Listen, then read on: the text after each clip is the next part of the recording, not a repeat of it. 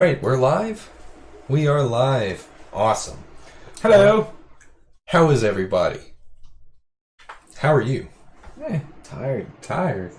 Well, get over it. Because we're about to play some damn CHEX. This is Extreme Chess by a fellow named Adam Randall, lives in Essex. We're currently trying to get him on the Discord channel so he can pop in and say a few words.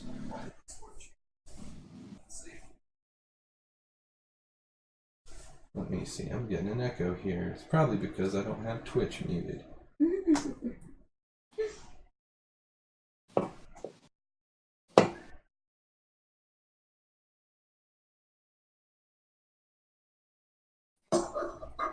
Or is that just Mike echoing?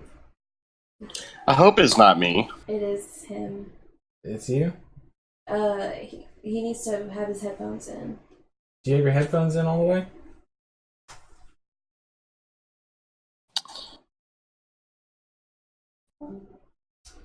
Audio issues. It wouldn't be a stream without him, right? Right? Gotta start off tech problem. Let's see. Hey, welcome to the Dummies. Immediately go up to the technical issues. Sorry, we'll be right back.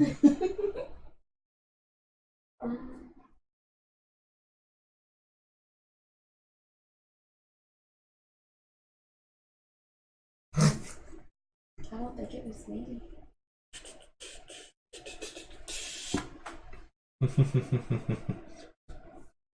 Okay, well, I guess Mike said he's just going to do some text. So we'll just relay what he's saying. That'll be fine. Nobody wants to hear his voice anyway. So, well, let's talk about what's coming up. What is coming up? We have the second look at Fatal Fight cards. Didn't write this time. We have our second look Wednesday at what time do we do that? 7 to 10? Yeah, 7 to 10 on Wednesday. That's Central Standard Time. Right. And we are currently in daylight savings time Just here. Yeah, we just switched over last night, so there's going to be some weird stuff because this is America. And we do things weird sometimes. It's about to get extra weird. There's a list of states that are wanting to stay on daylight savings time like permanently, and Texas is one of them. We're right next to Texas, so you cross over. Some people cross over for work, and it's gonna be A lot of late people, right? Just like today.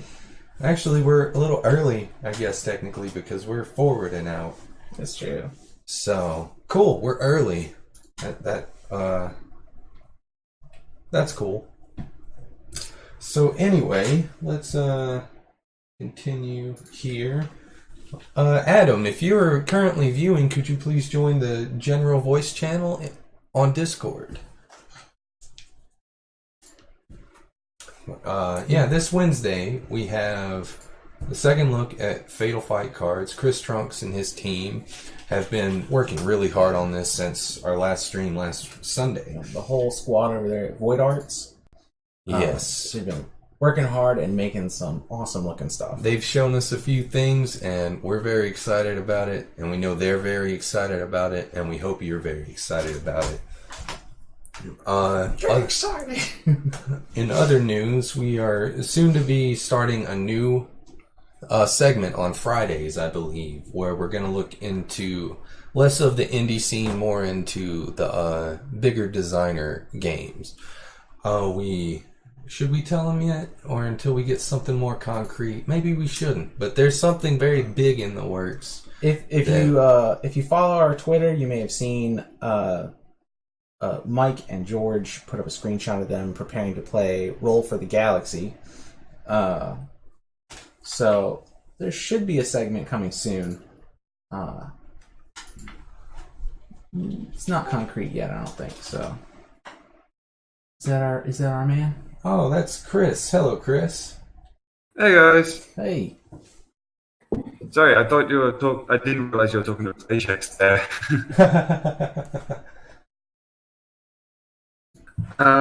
So has he got a game that he's playing? I've got you guys testing or something.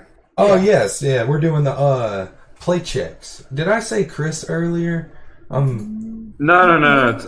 It's all good. It's all good. You said Adam. I get names mixed up. I'm absolutely terrible with names. Yeah, Wednesday we're doing Yeah.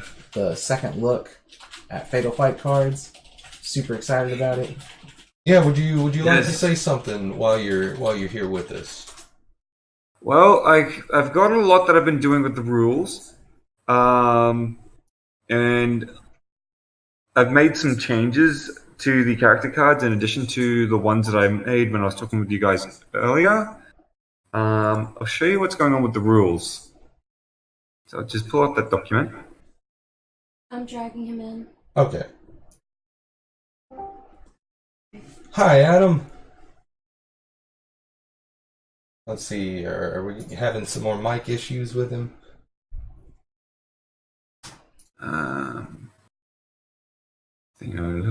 Loading. It's loading. Here we go.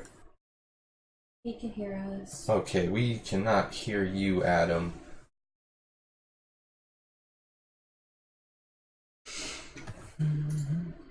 All right. So here's the latest iteration of the current rules.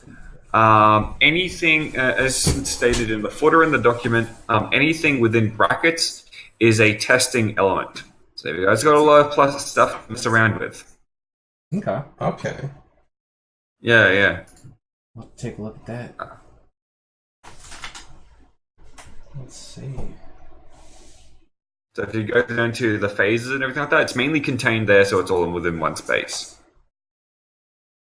All right. Well, we're gonna have to take a look at that a little bit later. Once we figure this out here with Adam, we gotta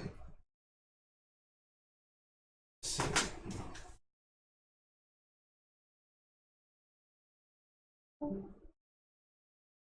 You just get off?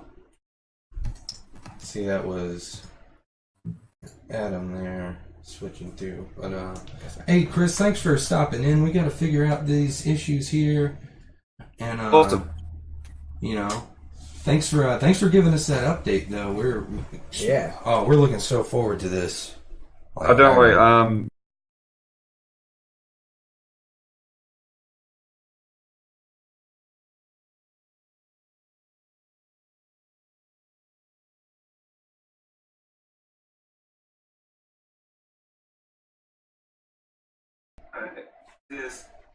All right, take it easy, man.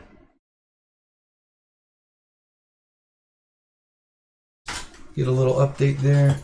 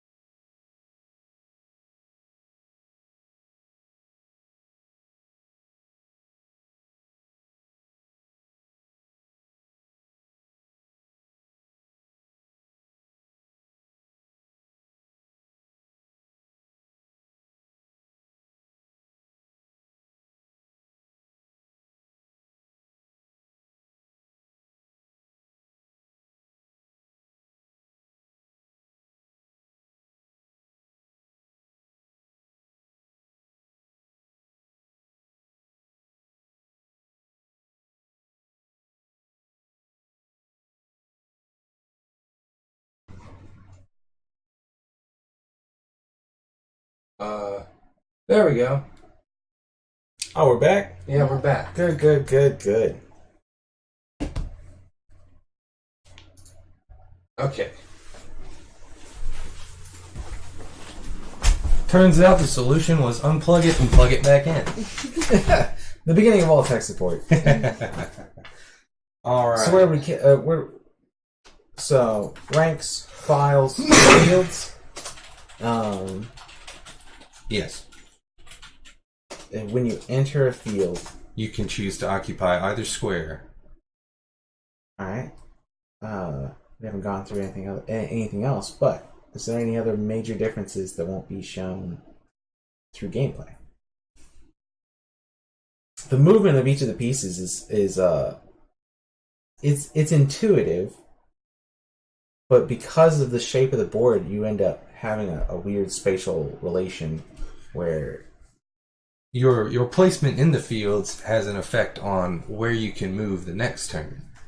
So if you choose to occupy the farther space, you can move slightly further in a sense. But if you choose to occupy the rear space, standard movement still applies because you are not entering a new field. Therefore, you cannot choose to move into the field. right. Okay. So, how we're going to do it tonight is we're going to do a couple of standard playthroughs. Let me give you a little background on our chess playing abilities here. Me and Jesse have played chess before. This is accurate. This is accurate. It's been a rather long time since we've played chess. We do have a dummy who has played chess far more recently Yep. and far better. Probably. And unfortunately, due to time constraints, he couldn't make it tonight. So you're going to have to make do with us, which I think is interesting enough because this may be part of the demographic. You know, people who aren't chess masters, people who remember playing chess and are like, oh, this seems interesting. I may want to try this variant. Someone that's not necessarily a fan of chess, but the name Extreme Chess just makes them want to take it off the shelf and see how you can make chess extreme. Right. Does it involve fire? Is there explosions or mountains or anything? But it gets pretty extreme just in that you have to think about it. The same moveset, but on a different shaped board. Yeah. So, should we go ahead and get this started? Adam, is there anything you'd like us to tell to the viewers?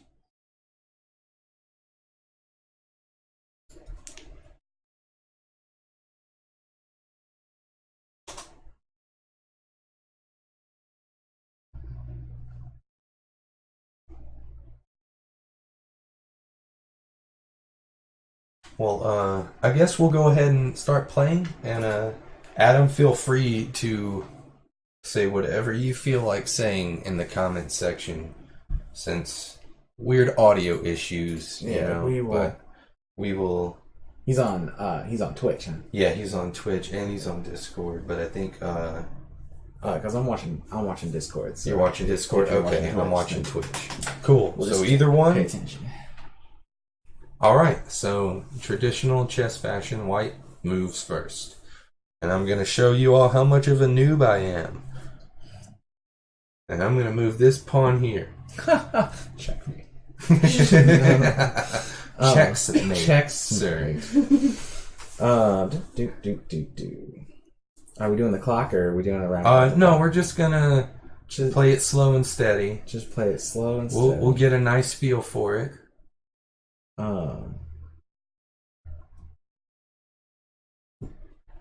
Oh, you fool! Stepped right into my trap.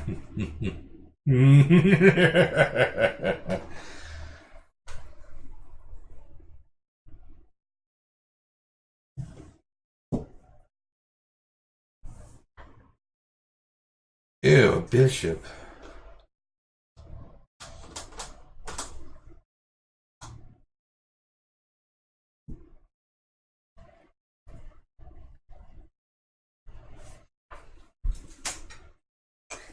Yep, see? Pure noob right here. I can't believe it.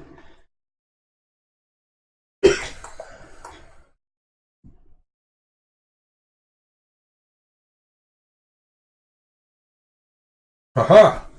Haha! Shirajua. Alright, so the knight moves quite interestingly. Two colors. Come over one. Yeah. Valid move. Yes, Chris, you can join in on Twitch through the chat channel so everybody can read what you're telling us. The knights are more valuable than the bishops. Adam. Adam says, yeah. Yep, there I go, being awful with names again. We'll get used to it once we have like 40 people. Oh, it'll just get worse. Yeah. I'm just gonna start calling everybody Greg. Everybody's Greg. Okay. So Adam says that the knights are more valuable than the bishops. So we'll see. Oh, well, that little bit of information saves you from this dark onslaught. Well, did you move? I moved my knight. Did you move after that? I'm pretty sure it's your move. It's my move? Okay. Do the pieces move the same as regular chess? That's what Mike wants to know. They move in a very similar fashion. They move the same, but these fields kind of make it seem a little different. Whereas, say, I move my knight, you move it forward 2 and over 1. So I move it forward 1 into this field. Being that I moved into a new field, I can select to occupy either square. So I'll choose this farther one. Then my second move forward, I'm also moving into a new field. So I can choose to occupy this first one or the second one. Then I can choose to move over one or over another. Because... that's how knights go. Yeah, that's how knights go.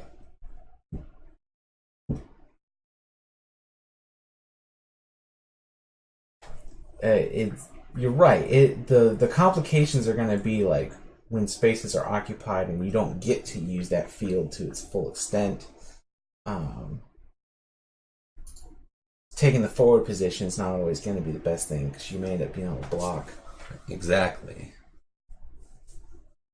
Traditional chess fashion of trying to be several moves ahead of your opponent and predict where they're going to go. So...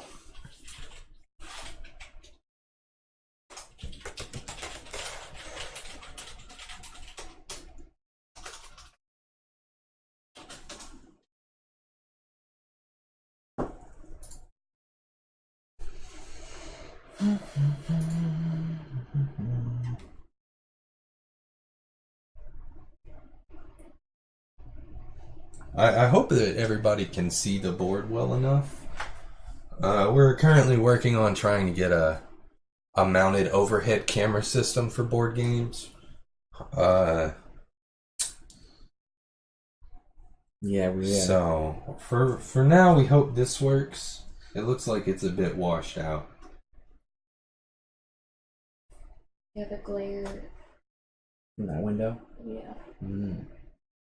Yep, still figuring it all out. It seems like you can see the board fairly well on the main camera. So for now, we'll just leave it the way it is.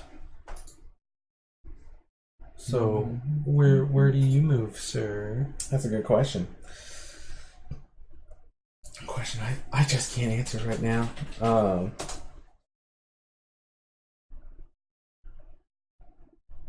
feel as though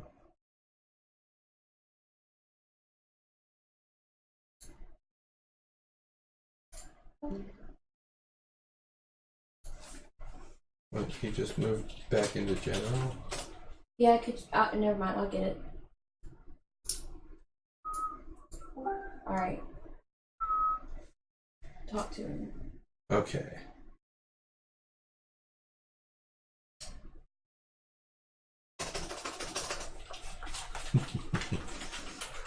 Oh, this is one of those study long, study wrong scenarios, right? Possibly.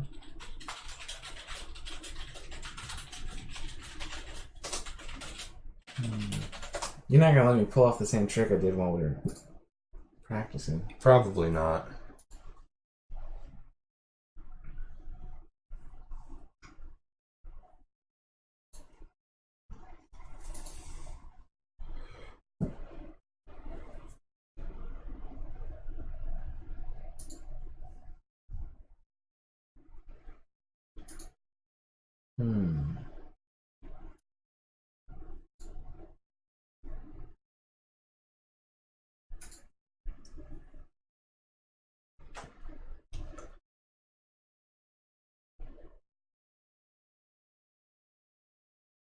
Chess for me has always been one of those games that gets more exciting the longer it goes. Like, Okay. you know, at the opening, you're just waiting to see where people start taking up territory, you know? Yeah. And then once you see where they're kind of buckling down, you can figure out what to do from there.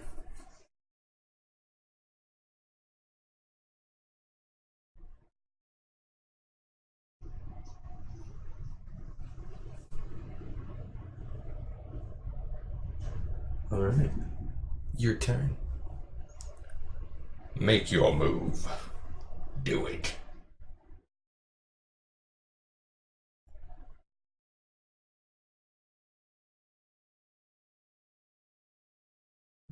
I don't know, I already took my finger off, but...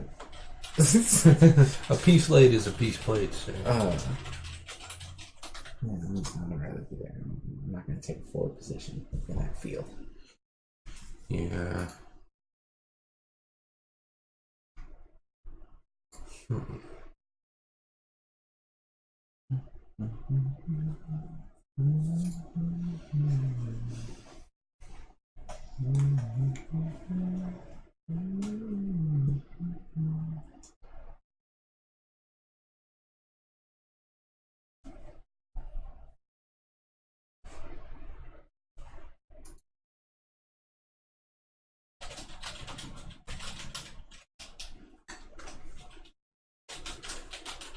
Oh, yeah, that's right. Chad's not here.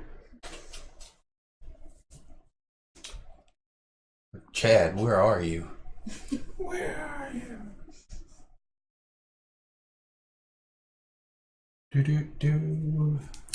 Do-do-do-do. So Adam says the file movements are okay, but rank movements are more difficult. He agrees. We should definitely have an overhead camera. Yeah. It's definitely going to help in a lot of games. So, what are you doing? I took my move. You did? I did. Oh, I see. I see.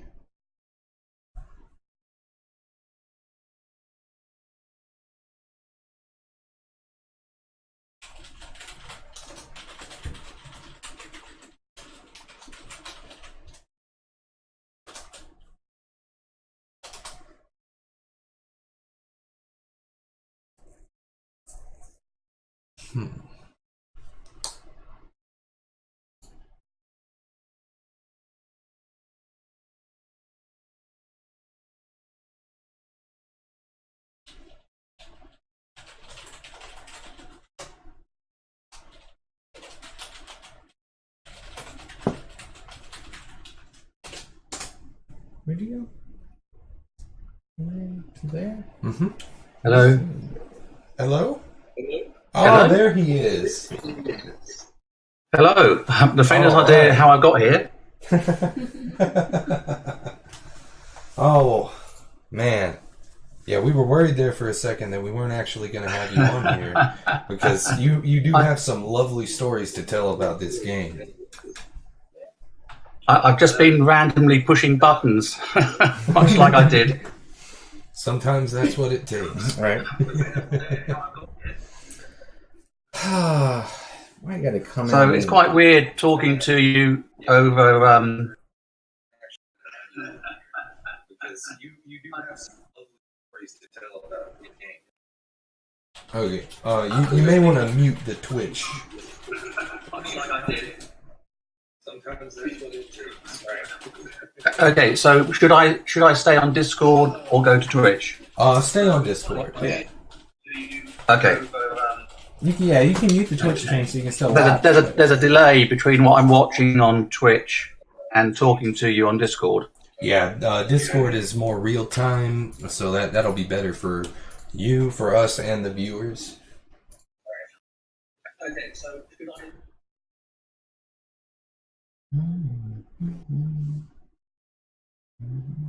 I? Okay. All right. Right. So I know that you were describing it at the beginning. I think you did a pretty good job. Oh, thanks. But just because of the angle of the board, it was difficult to see exactly what the moves you were making. Yeah, we're definitely gonna work on that overhead camera. Try to have that by the next time we get to this. But what since you're here now, what would you like to tell the viewers about this game? Okay, so it's obviously based on chess. You said that I had an interesting story to tell at the beginning.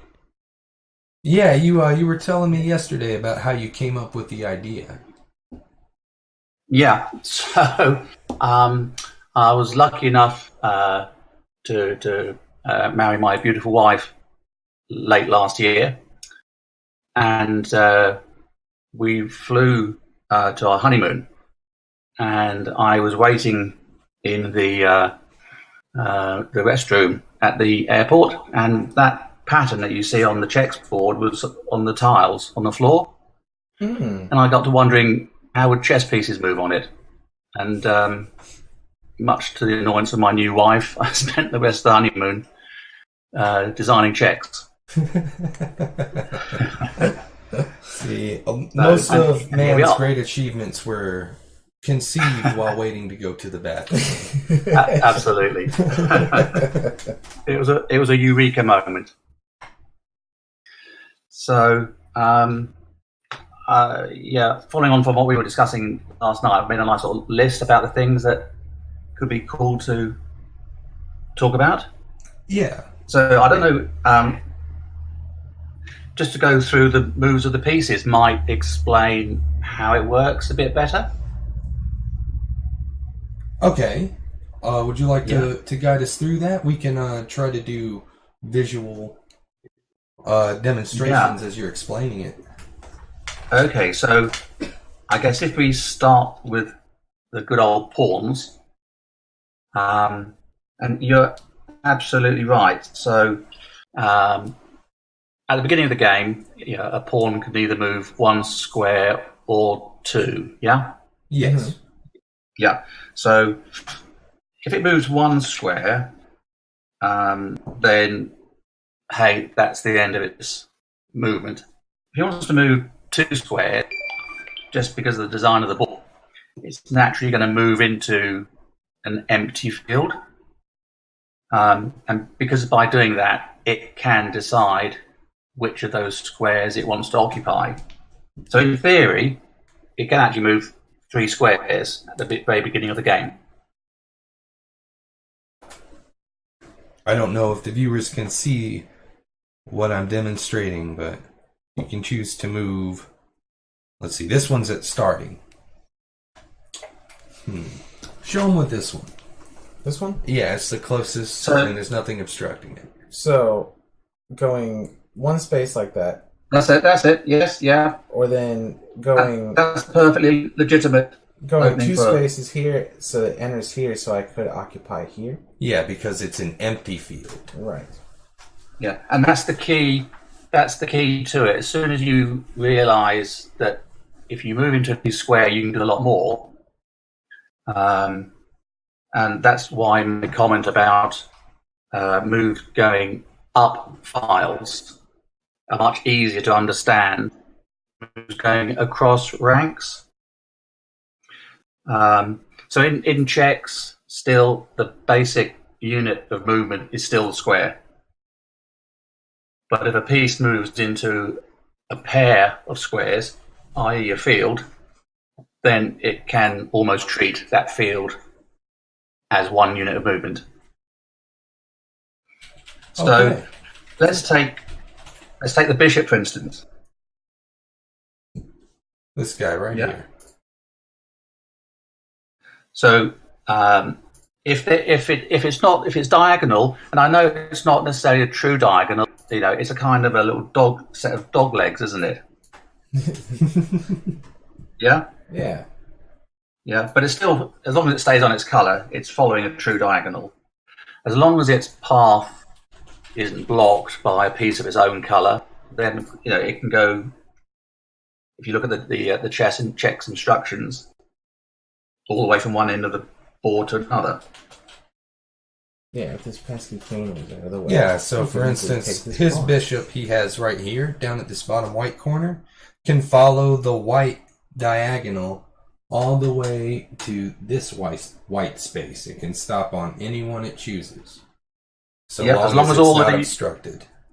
Yep, exactly.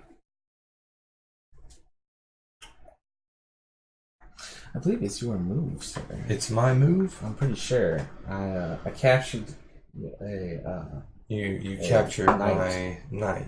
Yeah, of course you did. and then I saw you starting to move your queen, but I don't know if Yes. we got sidetracked or. I'm gonna Yeah, take yeah. your knight. I've just followed that. Just follow that movement that you've done on Twitch. That was correct. Lovely. Take that queen. Oh no, this was in the wrong spot because I'm an awful chess player.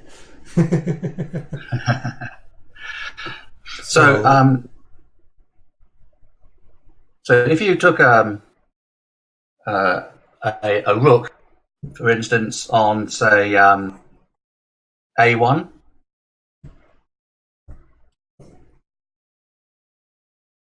On A1, Yeah. okay. No, if you took a rook on A1, and if all the fields and squares were empty, it could go whizzing all the way up the board to A16, exactly as it could do on a chessboard. Yeah. Yeah. Yeah. Yeah, exactly. It's fairly simple to explain and understand, but there is like an extra layer of strategy there. Yeah, your positioning within the field does affect a lot of the pieces. I would say your claim to being the purest variant of chess certainly applies. It's still very much chess with an added element of strategy Yeah. to it. So and certain other elements of chess are still fundamental to checks, like the king, for instance. You still can't move the king through or into check, or checks, as we like to call it. Yeah. Yes. Now, I said about I think that the knight is more powerful now than the bishop. Yeah. yes. The reason being is, again, like chess, it's not a linear piece like a rook, a bishop, or a queen. It can just jump over anything. So it doesn't really care if a field is empty or not. It can attack both those squares in whichever field it decides to go to. Yes. Yeah. So, okay, an opponent can hem in your bishop, or your bishop can quite easily get stuck behind its own piece, whereas the knight is just rampant. In all the games I've been playing, I've been finding that players will sacrifice their bishop to get to the knight, which is completely the opposite to normal chess.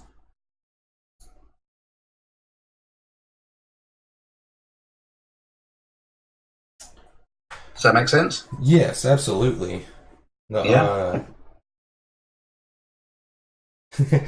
I'm sorry, I'm so absorbed in this right now. He's finding himself in a sticky situation. Yeah, he's got me over a barrel currently. But one thing that is very interesting from my point of view is that if you take any standard openings in chess, Roy Lopez or Scotch or and any of the defences, King's Indian or whatever, none of them actually work in chess. Huh. And that's what I've been doing on Twitter recently. I've just been throwing up not challenges, but saying to people, show me how it works in CHEX. And it doesn't. And that's what I'm really looking forward to in the next sort of few years. There's going to be chances for people to develop brand new openings, and could even be called after them. That'd be pretty cool. Yeah, it definitely adds some new ideas to it. Because for such an old game, it's a classic game. So in order to keep it fresh, you need things like this, So much of the territory has already been explored. So creating new avenues for people to enjoy the classic game, but with some more flavor, new opportunities for your claim to fame. So I've played quite a few games of this down at my local chess club, and I get a mixture of responses. I get the ones who just won't even entertain the fact that I'm corrupting their beautiful game. The pure, which is fair enough. But the more adventurous, and it tends to be the more skillful players who are quite happy to give it a go. And I've not actually had a single game where they haven't turned around and said, I really enjoyed that. That's really different. And they helped knock a few of the rough edges off. It was the night moves, especially that I was struggling with, but I think they're pretty good now.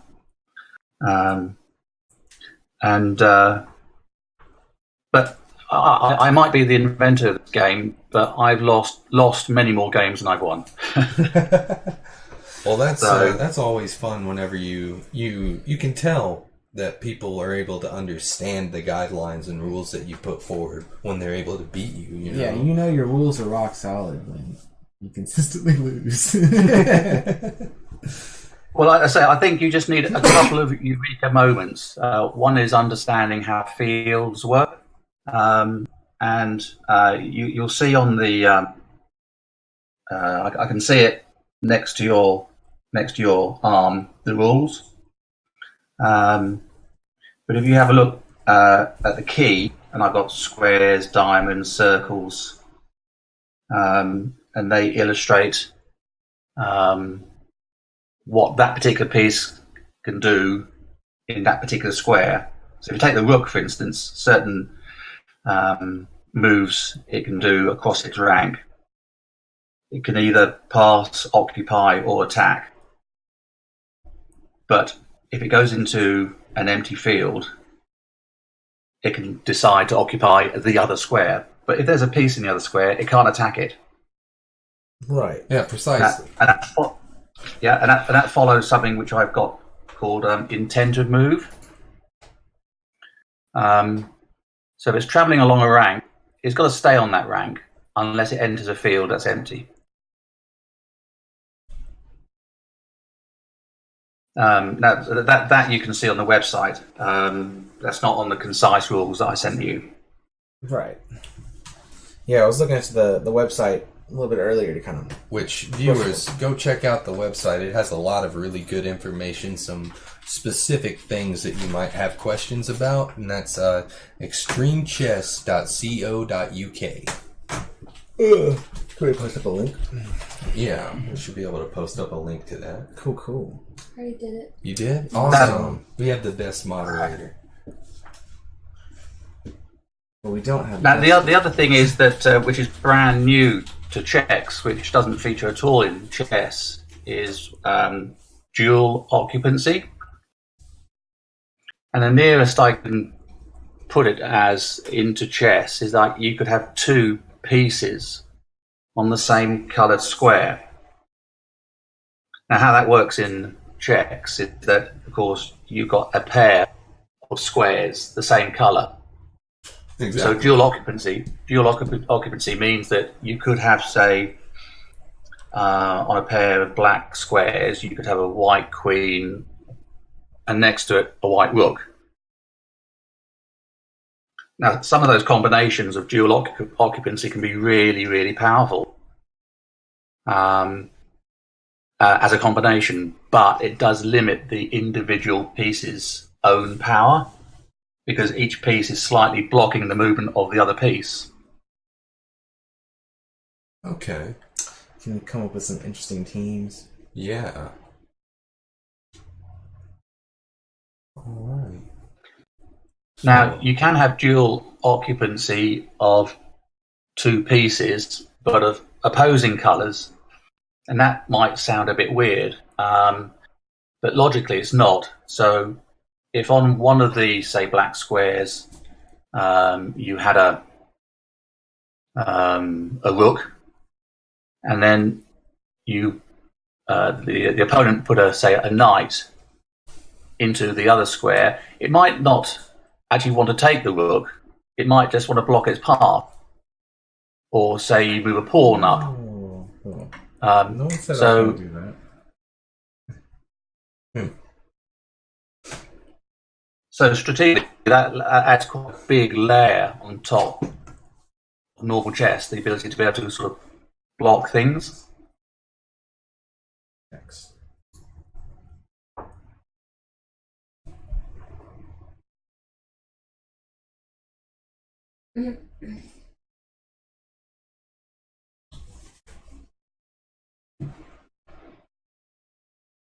I can see you moving in for the kill. Yeah, he's got me scared.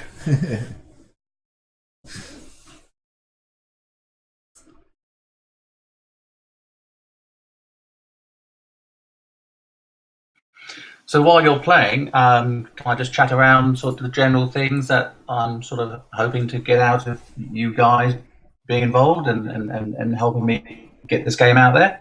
Oh yeah, sure. Yeah, This is your chance to promote this. You know. What I'm hoping is that people do go to the website and link play at extremechess.co.uk. I'm more than happy to send out free PDFs of CHEX boards and the CHEX rules. The more the merrier, basically. That's what I say. And also, like you said, I have the grandiose title of the purest chess variant in the world ever. Which, okay, sounds a bit big-headed, but I've had a look at lots of other variants like hexagonal chess, three-dimensional chess, infinity chess, bug chess, and so on. And I would argue with anyone that this is closest to actual chess, but a lot more complicated.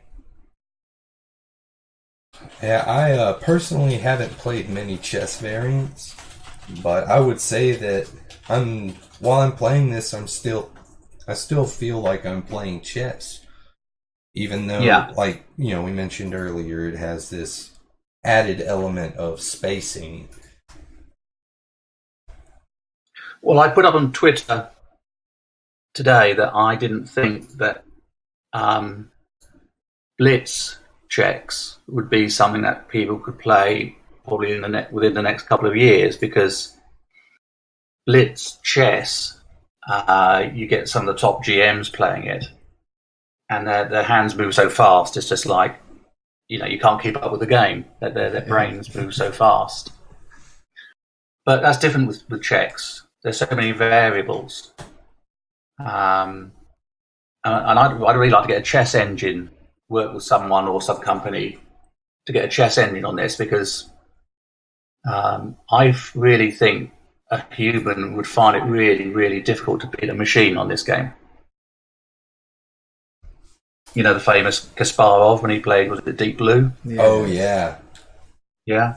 that would that would be. He struggled with that. I don't think even Magnus Carlsen, the number one, the best player in the world, would beat a good chess engine at CHEX. It'd definitely be interesting to see some of the masters try their hand at it. Yeah, I'd love to get some GMs. I mean, some of the good players at the local chess club here. I used to play quite a lot of chess. I won a couple of cups. I used to play for Huddersfield here in the UK, and I played against a couple of simultaneous games against a couple of grandmasters, and they're a different league. It'd be interesting to see what they made of CHEX.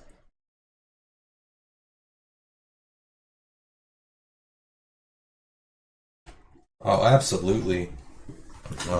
That's anytime you get like the masters involved in it and get their feedback, it's always going to be helpful at the very least. Or Quite an honor too. Yeah, in some quite an honor. regards. Like, getting to see such a high level of play of any game is always that much concentration devoted to something that you created. It's So the other thing was we spoke last night about trying to set goals, because everyone's got to have goals to measure how well what they're doing, how it's advancing. And I'm really wanting to set up the first CHEX World Championships in 2020. So again, all what people like you are doing, helping me bring it to the masses, is to try and get people playing it and see if we can get them involved. sounds awesome. If that happens, I'm definitely going to tune in to check that out. Yeah. Well, I think although this originated in the UK, I mean, obviously it'd be much better to have it in a much bigger country like America. I mean, I'm looking for advocates of the game to sort of help push it anywhere where people want to play it. Yeah, I think as long as you can get it out to people and get it on shelves, get it in front of as many people as possible. You never know where like the biggest concentration of fans might crop up, and kind of set up the tournament wherever the most people are. I guess. American. Well, it's just to get the groundswell, isn't it? And if people enjoy something, they'll tell other people, and then they'll tell other people, and so on. So yeah. But again, I touched on these. Is it General Mills over there who produced this CHEX? The CHEX cereal. That's right. And I've been trying. I don't know if you guys helped me there, but I've been on their website and I've tried contacting them. I can send them emails, and I get an automated response, and they say, we'll get back to you, but they never do. But the forms that are actually on the website, which might get into the right people, over here in the UK, I can't actually fill them in because it keeps on asking for a zip code. So I don't know if that's something which anyone over there can make some inquiries for me and just say, this funny guy over in the UK has been trying to get hold of you. Yeah, we could definitely we could drop look them into along. it. Yeah, we have zip codes. Yeah, Yeah, might as well. and that's the only thing that stopped me actually trying to get in. If you could make contact with them and say, you just trialed this game and it's got might have some movement. Because I did some research on General Mills, and they're one of the first companies to actually have a video game as a freebie giveaway in their packs of cereal. Oregon Trail, if I'm not mistaken. Yeah, and they had goodies and baddies. They had these little monsters that fired slime or whatever, and then they had these goodie squads who would go in and try and clear them up. And I could just see General Mills and CHEX, having their own chessboard with their own little chess pieces, and things like you play CHEX while eating CHEX, brain food. The they pride best themselves. advertisement. Yeah, I think they could get a lot of money if they picked it up. Yeah, it's sitting there eating a bowl of CHEX, moves a piece, says CHEX.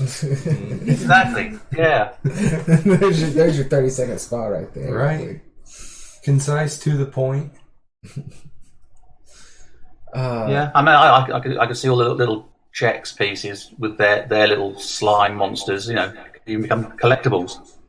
Yeah. I've never really known how I might even monetize this game. I do it. I like doing this sort of stuff, but it would be nice to make some money one day. Yeah, there's because it takes a specific board. I mean, just packaging it with some nice pieces, and that should be all you really need to do. Exactly. If you take it to a crowdfunding platform, it might be a good way. Like after you've drummed up some interest and you see how people like it, maybe it is the next big thing in the world of chess, and you can take it to a good platform to print out some nice pieces. And well, it'll never chess as the number one, the king of games as chess is, but if it became the number one variant, then I'd be dead happy. So yeah, it's no shame in being number two when number one is such a high true. level. Yeah, that's absolutely true. So there's other games. Again, I mentioned last night that you can play with this. You've got Pano CHEX and Demi CHEX. Yeah, you were mentioning those to me yesterday. I think I touched on the fact that there are a couple of different variants that you had for it, but I don't think I explained what they were. Yeah, I think it's going to be that they can be brought into play at some stage. I think until people actually get to know what CHEX normal is. Yeah, so we're just going to focus on standard CHEX for tonight, and then on our second look, we'll take a look at the others as well. And the other game, I don't know. I think you guys call it checkers. But yes, we call checkers. it drafts. What do you call it? We call it drafts over here. Oh. So you can use the CHEX board to play drafts, and I call that Drex, DREX. So as CHEX with CH of chess and EX of extreme, same as Drex, it's the DR of drafts and the EX of extreme. I mean, that's an aside, but that's something else which can sort of come into being. The more games that you can put on a board, the more value that board has. Exactly. People love modular entertainment. I mean, I remember growing up as a kid, you go through the board game aisle, and every single chess set you saw also had checkers in it. Yeah. Yeah. A lot of them had like a reverse side with either backgammon or usually backgammon, I guess. Yeah, usually backhanded. So I'll just throw this into the mix, just as a little kind of a hand grenade. But there is one more, even more advanced stage for CHEX, and I'm not sure if it's going to be called CHEX Ultimate or CHEX Chaos. And this would really be a step a lot more removed from chess. But I'm already working on that, but that's really for the future. Okay. Just to give you a little flavour, what could happen is take the bishop, for instance. You have to take it. going diagonally. That's then passant. So you know the moves that the bishop's doing at the moment on checks. It's staying with the same colour, doing those funny little dog leg diagonals I was telling you about. Yeah. Okay. Now try this for a mind blower. Instead of moving your bishop and it's staying on the black, move it actually physically one square diagonally. See what happens.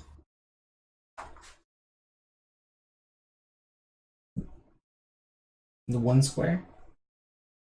See, this would put that one on another white one. Exactly. So in CHEX Chaos or CHEX Ultimate, we've got things like bishops changing colour. Oh, I see what you're saying. Oh. Instead of moving along just the white diagonal that's elongated, you move across the true diagonal that so it goes white, white, black, black, much in the same fashion as if you're going forward with the rook. Right. Yeah. So, are we accepting that as a legal move? Uh, Am I understanding that move correctly? I'm not entirely sure. Maybe we should ask Adam. I don't know if you saw on the stream. Let's see. Let's put my knight back where it was. You see, you're trying these different moves in the context almost of a game. Yeah, this Right. was my move within this game. Yeah. It might be easier on maybe another transmission to actually not have a setup board, but just to have some like pieces in the middle and just show the movements that are on that instruction sheet. Let's see.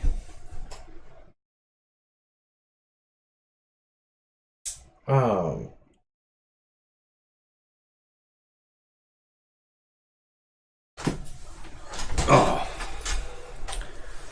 Alright, so with the way it's positioned right now, we're wondering about, is it en passant? Yeah, now that's interesting. So en passant in traditional chess can only occur on the pawn's opening move, Yes. because it's only on the pawn's opening move can it possibly move two squares. Yeah? Yeah. Yes. But in checks, en passant can happen at any time during the game. Because if a pawn moves into an empty field, it can, of course, move again two squares and therefore go past a potential attacking pawn. So it only works on pawns, right? Like, Well, en passant is only a pawn-based move anyway, okay. even So- in chess. If a knight is in the way, the pawn is not entering a new empty field because it's being blocked by the knight. Right. That's right. So Okay. going back to the fundamentals, yeah, you can only move or occupy or pass through a field if it's empty. And that's for linear pieces, like queen, rook, bishop. Okay. And the pawns still only capture diagonally, correct? Absolutely correct. Okay. Yeah. A pawn can either only move or capture. It can't do both, Okay. Okay. as in chess.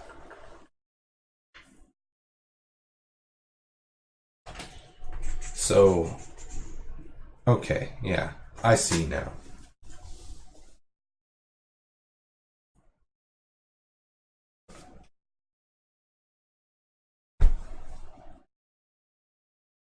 The other thing to point out, which is different from chess, is that on the. I don't know. Did you notice it when you started at the very beginning when you had the board set up? You set it up correctly, all of these squares, and how it would be, but all of the pieces are facing their mirrored color instead of the counterpart. Exactly. You picked up on that. Brilliant. So yeah, white rook on the white square faces the black rook also on the white square. So in chess, you've got that saying, white is right. That means that you always set up a chessboard with the white square on the bottom right-hand corner. And that would be the same for white and black. But that doesn't work in CHEX. If you look at the right-hand corner for black, that's A16. It's not white, it's black.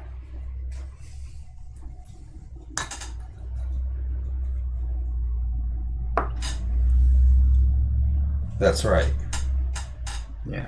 Hey, I like the way you've blown the CHEX board up from the PDF. It looks brilliant. Yeah, it was hard to get it done, but I ended up just using a printout that I had. I scanned it and printed it out on a 20 by 30, hoping that these squares wouldn't be too small, and they are just the right size. Yeah. So I've done the PDF I've got. Your paper sizes over in the States, they're different from us over here in Europe. We use the A4, A3, that sort of series of papers. Right. Whereas you use American letter, don't you? Yes, we do. Stuff. It's like So the proportions are slightly different. It's 8.5 by 11 is A4, and we use like 8.2 by something. It's some stupid. Yeah, it's just a little off. We need to just get on metric. It's way easier. I don't know if we need to get on metric, but we should definitely have 10 fingers, man. Like 10 toes. The imperial system is a system of benchmarking and estimation. We need to introduce the qubit to the imperial system. That'll solve things. We should measure everything in qubits. That's how I measure things in my house. 1.2 qubits. Drives Jenny insane.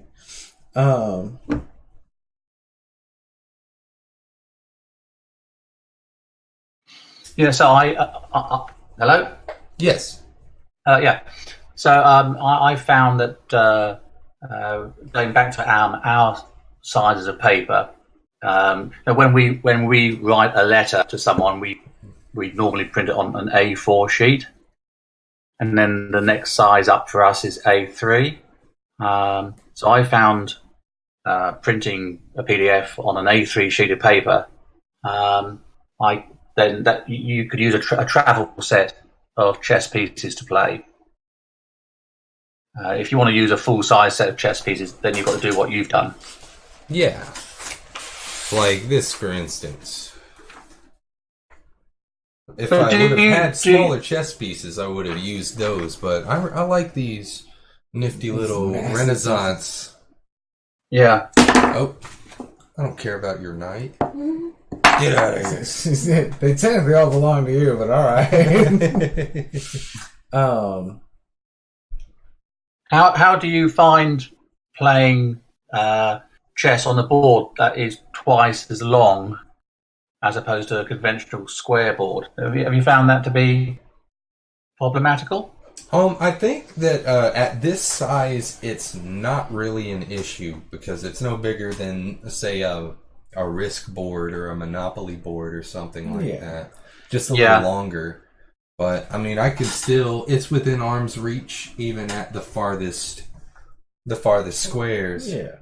I wouldn't say it's problematic, but I do find myself forgetting about things in certain areas because how long it is. I totally missed that this bishop was still around. I thought I had hunted your kind to extinction, but... Nope, we have a few stragglers. Still rebelling. Rebel scum. And I mean, I found that playing conventional chess. I mean, I obviously love chess, but with this CHEX. It's more like rather than little skirmishes. It's more like a larger battlefield. You can get fast-ranging pieces like cavalry charging up, whereas on an 8x8 board, you're still quite constrained. Whereas you've got 16 squares to get your pieces up and down, so it can be very dynamic. And if you get one player who is very conservative and they just bunker down, then you can get some really interesting games.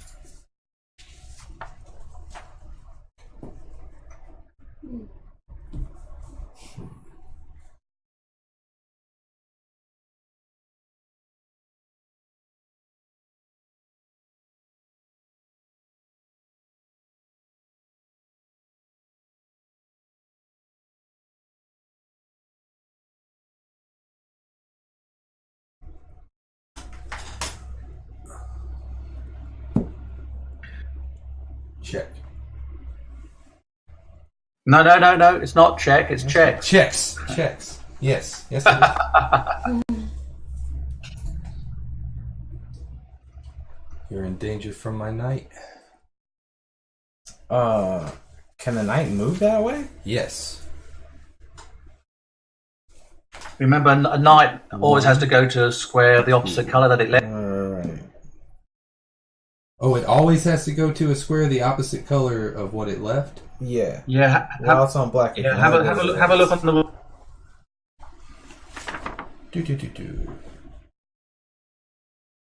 That's what I was saying at the beginning. Like the knight, I was trying to remember it as like it's moving through colors. I see. Okay. Yeah. All right. So yeah, that was not a legal move. All right. You're immediately beheaded. Oh no! I'm pretty sure those are in the rules. You'll find that if you go back over the game you're playing, you've probably made loads and loads of illegal moves. Oh, but I'm that's sure. only because you should have seen the number I made in my first few games, and I invented the damn thing. That's what we're here for. The other thing is that, which is quite nice, with the two squares forming a field, you can be quite sneaky because you could have a pawn on one square, say the furthest forward of a pair of squares, and then say maybe a bishop that's hidden behind it on a square, and it doesn't look as if the bishop can actually move, but it's not actually being blocked in by the pawn. So you can sort of disguise moves almost. You can be a bit sneaky in CHEX, which you can't in chess. There's no mechanism by which to do it. That's true.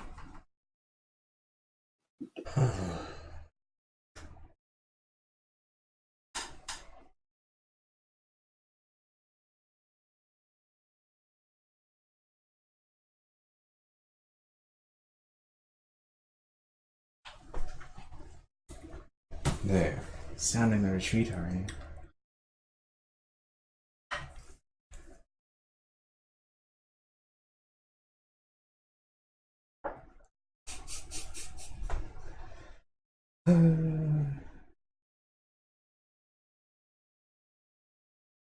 It starts to unravel your brain a little bit towards the end, doesn't it? Yes, it does. But I enjoy this kind of new way of being forced to think, Well, it's funny because I watched your previous game testing. Was it Scythe? Oh, that was our Wednesday. We did Wednesday, yeah. Scythe. That was not really a play test, but just a hangout session playing a board game, Yeah, the one before Yeah. that was our first play test, Fatal Fight cards. Well, I was watching you, and I thought, wow, how lush and beautiful all the graphics and all the cards and the pieces, and it just looked like a really good game. And I was just thinking, oh god, what's my sort of fairly boring-looking black and white CHEX board game to look like in comparison? I mean, there's not much in the aesthetics to sell this game. You've just got to be a bit of a masochist, I think, to want to play it. not necessarily. No, this is The beauty of a game is in its mechanics. Exactly. The art's just there to kind of draw your attention to certain areas and help you read the mechanics a little better. I feel like in a chess-based game or a chess variant, you don't really need too much artwork in it, or else it kind of takes away from your concentration on the pieces. Yeah. Like in chess, that's where your aesthetic should come from, your pieces, not necessarily the board. You could have a... Well, that's true. I mean, you get fancy top board. players playing with anything other than good old Staunton pieces on a decent board. But that's what I like about CHEX, in the sense that there's very, very little barrier to entry into market. I mean, if you've got a set of chess pieces, you just need to either get a board or print one out, and you can play CHEX. Exactly. The best game of chess I ever played was that all the pieces were were shots of alcohol. So whenever you took a piece, you had to drink the shot. We would die. That was a good game. You would die. We're talking about. I got 4 What shots. I remember of 3 it. shots.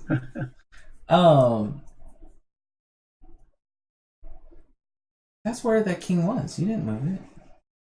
I did. It was right here. Because it initially started here.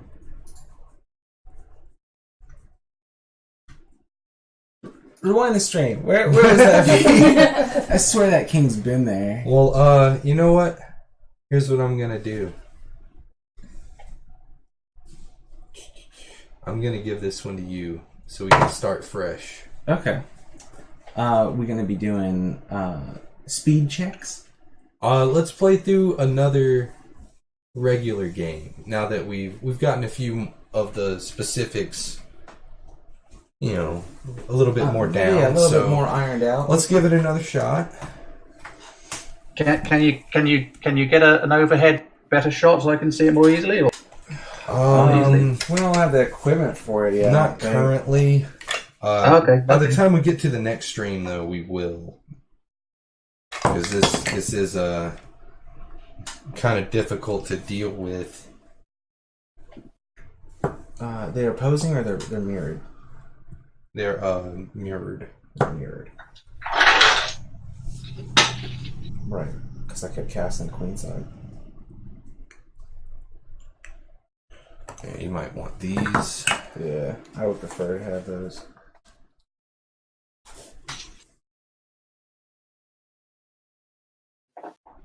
I tell you what.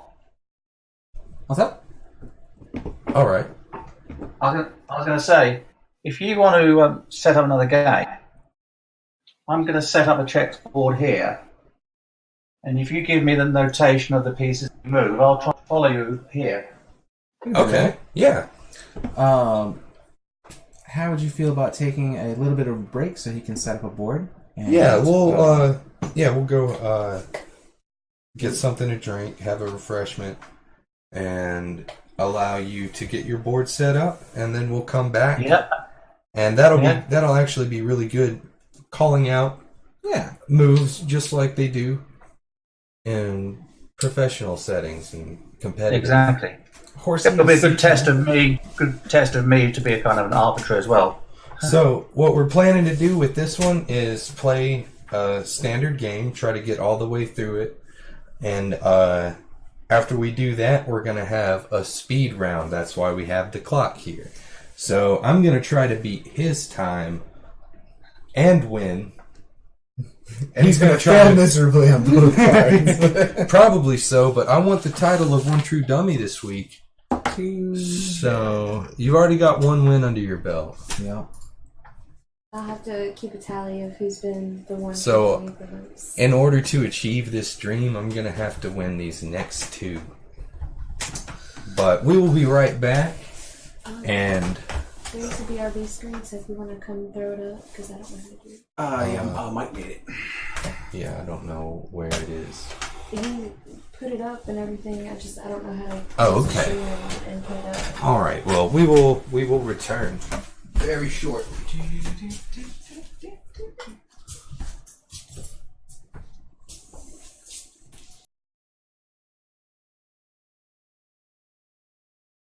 You know, while while you're taking the break,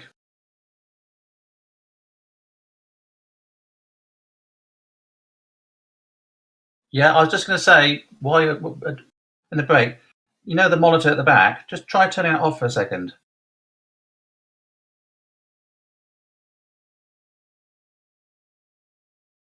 Okay, you know you got a TV screen at the back. Just try turning that off for a second. See if it gets rid of the glare on the chessboard or chessboard on the table.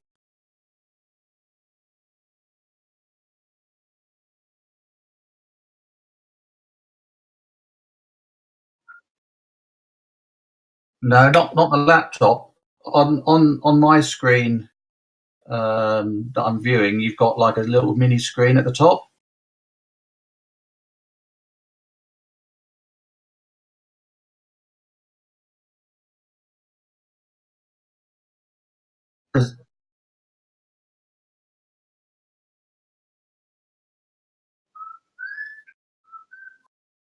Because that's giving a glare to the board on the table.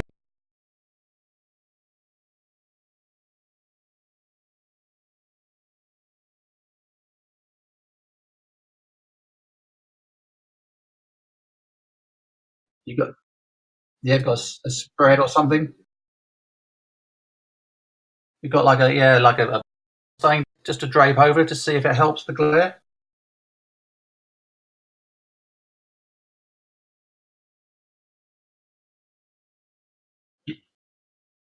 Yeah. Okay. Cool.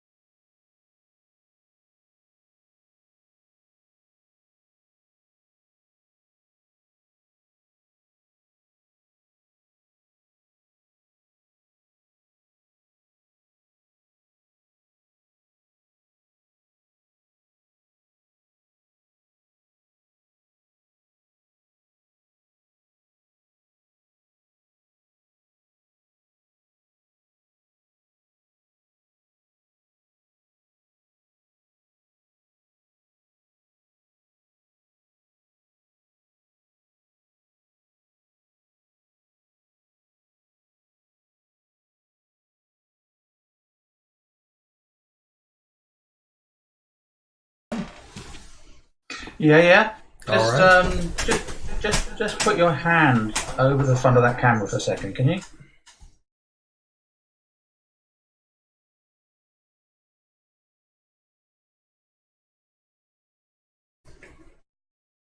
And I unfortunately was unable to find anything to cover that window up with. The only thing I have is a really heavy quilt, and I don't really have a way to attach it. Yeah, that's not. Yeah, okay. So that's not blocking the glare from the window. That's okay. It looks. You might as well pull the camera back a bit because it's Blocking part of the board, I see. blocking the view of the board. You might as well pull it so you can get all the pieces in. Let's see.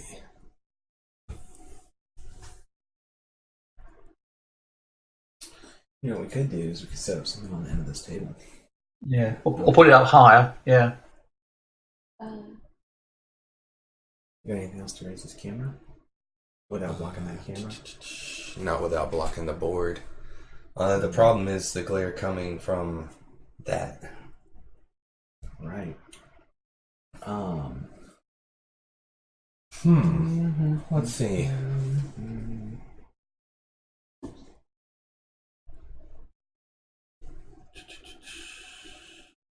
Yeah, I mean you can see the board. Okay, that's no problem. It's just that rectangle of glare at the back. Where's it glaring? It's. I can't see. It's glaring up to like right here, around this area. Let's see. Let me get out of the way.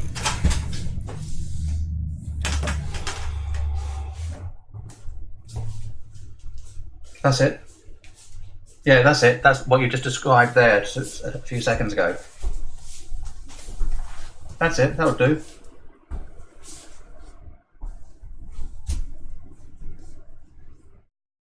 Let's see now. Problem is trying to find a way to attach it.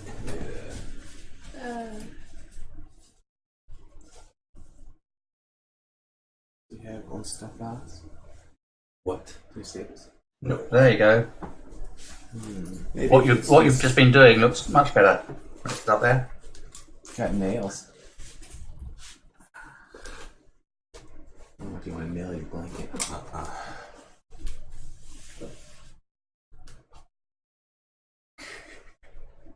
Oh, it's just too heavy.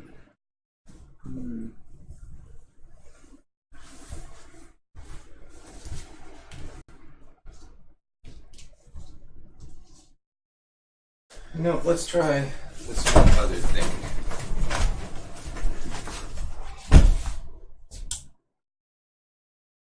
How's that? Better.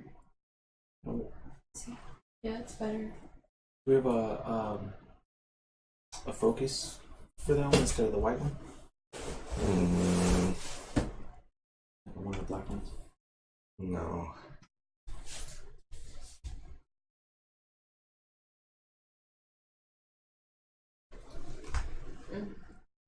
Well,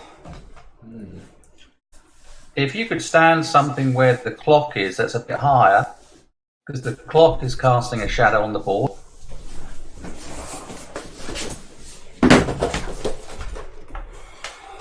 Like I said. Like a box or something. There you go. Yeah, that's perfect. how's that? That's perfect. Much better. All right. And you get to look at the box that the pieces came in. Okay. So, you have your board set up now,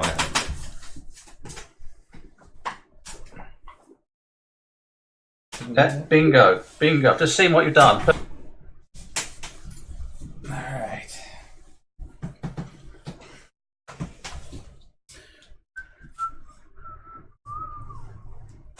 Alright. So we're gonna try to play as well and as quickly as possible. Try to make push sure straight through a game, not try to focus too much on explanations for things unless, we do something incorrectly. Yeah, feel free to referee. Yeah, if you can shout your moves out. Yeah, we'll I'll call out the notation. I'm going to write them down as well. Okay. There we go. They got a record? A game recorded. Yeah. All right. So, First live recorded game. all right. Everything up until now has just been practice. Now I am about to unleash an unholy fury upon your head that you will rue for the rest of your life. Oh boy. Look, I gotta position my knights properly so they look the most menacing. You've got to shake hands before you start. You know that. Too fun to strain. Ew. Like wash your hands. Where's that Germex? All right. Opening move. Pawn G2 to G5. Yeah, that's fine.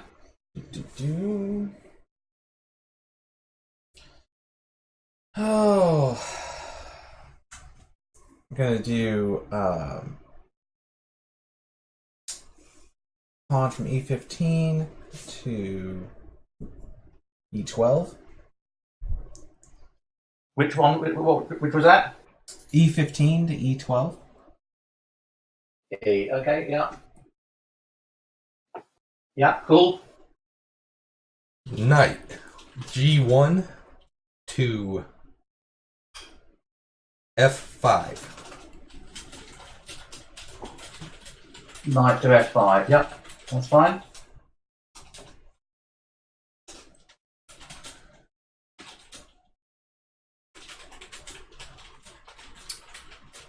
Bishop F16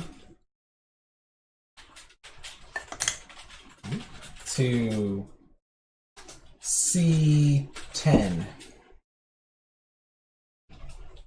Yep. So you're attacking the knight.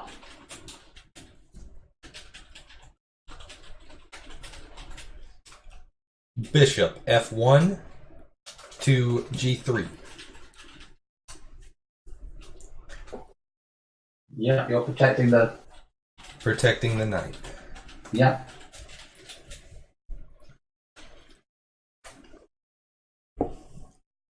Pawn A15 to A12. A12. Yep.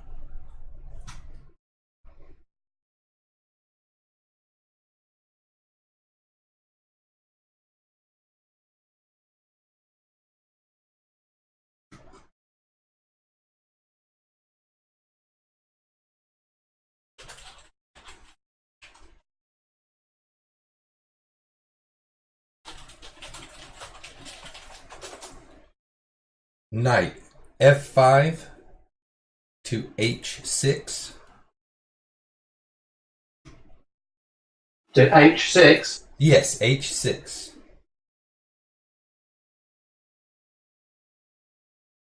Yeah. Perfect. All right. Bishop C10 to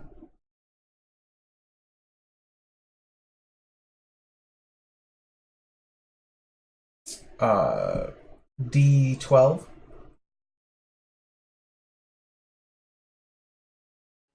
Yeah. Yeah. Withdrawing the bishop.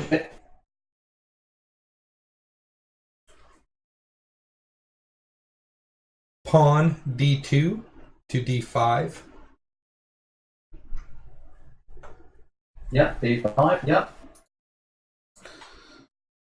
Pawn B15 to B13. B. Yeah. So that's protecting the A12 pawn. Yeah. Yep. Just so you know, your pawn on C15 isn't protecting the B13 pawn. You said C15 is not protecting the D13. Correct. Right. It would need to be on B14. Right. Okay. Yeah. That's because you are not moving into an empty field. Right.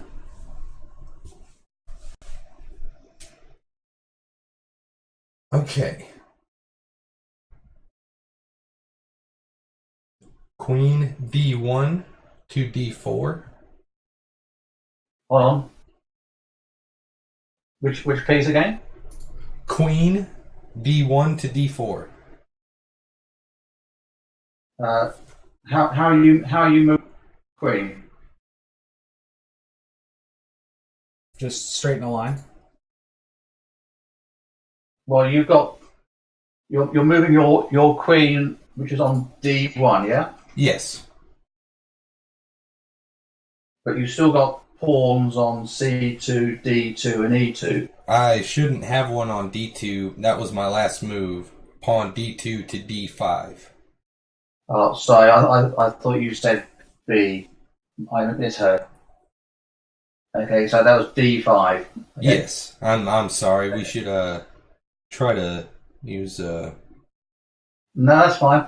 So your queen move is queen to D1 where you move your queen. to D4. Where you move your queen? D3, D4. D4. Okay, cool. Yes. Queen D4.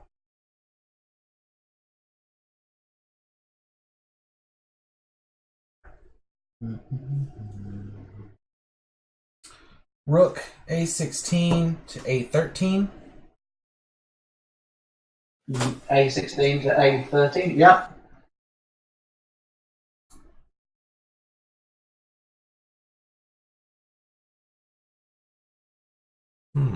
So you have your pawn there protecting your rook. No, because his pawn is on B13, or did you say? The rook's protecting the pawn. Okay.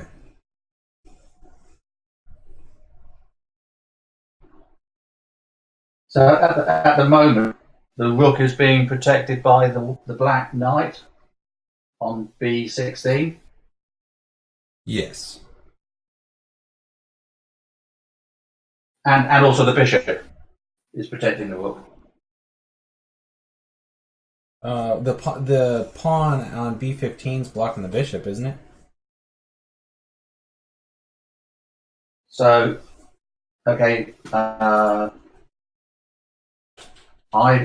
got one of your moves as B13. Was that a D again? I have the pawns that I've moved so far have come from A, D, and E. The one that I have a pawn on D13.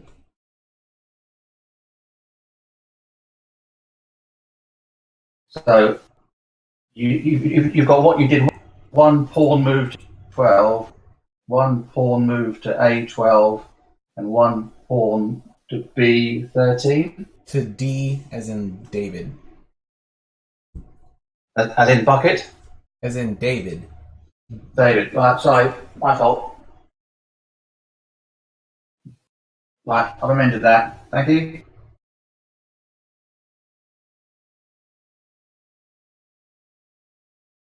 But, so you're right. That pawn is blocking the bishop. You're right. Okay. Okay. I'm doing a kingside castle. Yeah.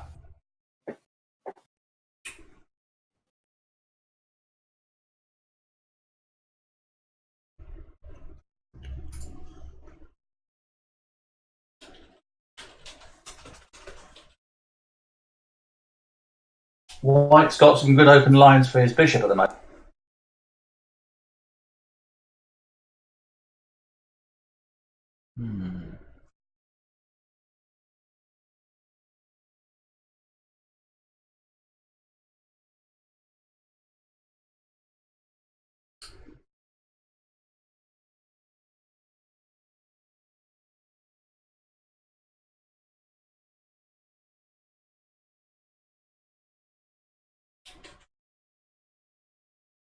You scared over there? No, just deep in thought. I think you're scared. You should be. You should be afraid. Be very afraid. All right, I'm going to move Queen E16 to C12. Going to say, oh yeah, that's fine.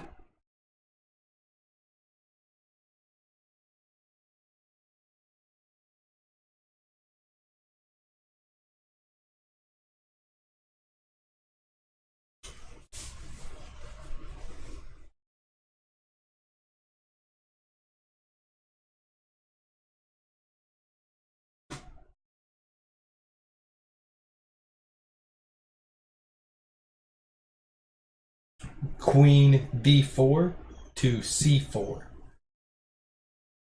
So D to C4, yeah. Yes.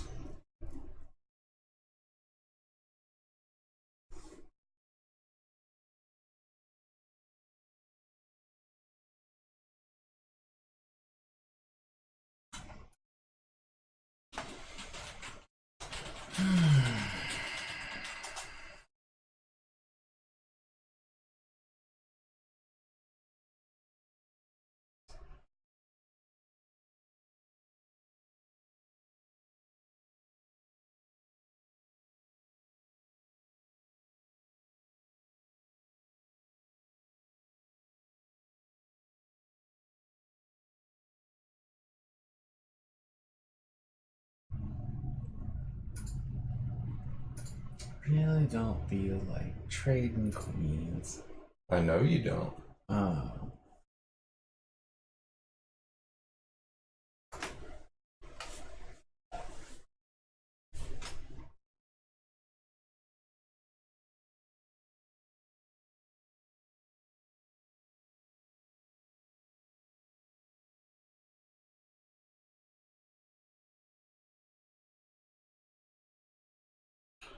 Question is do you? I can play a game without a queen. B15 to B13. B is in Bravo. Yeah. Thanks.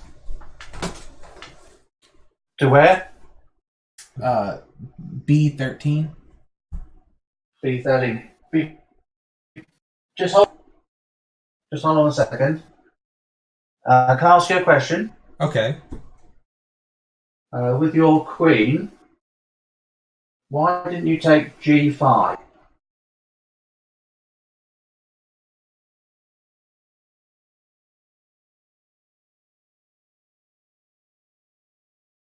This one right here. I'm trying to see how bad he wants to take my queen. I'm using this game to get a sense of my opponent.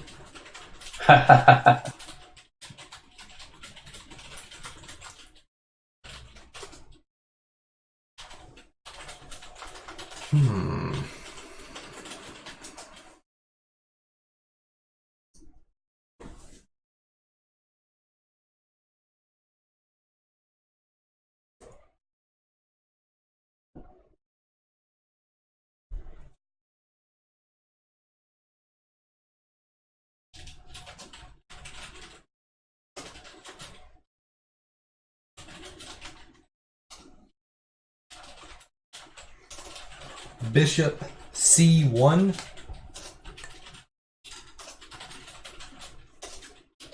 to G9.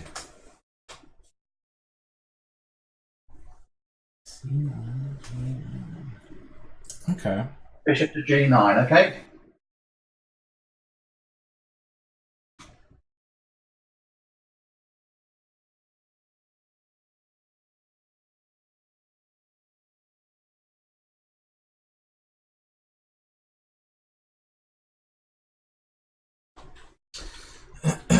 Knight G16. No, not that one. bishop c16 to b15, as in Bravo. Okay, bishop to b15. Again, can I ask a question? Okay. Again, why did you do queen times g5? Why didn't I do what now? You know that the move that I said. The queen So why didn't you g5? Because the previous white move didn't go to protect it. He left it open for you a second time. I feel like he's leaving it open for a specific reason.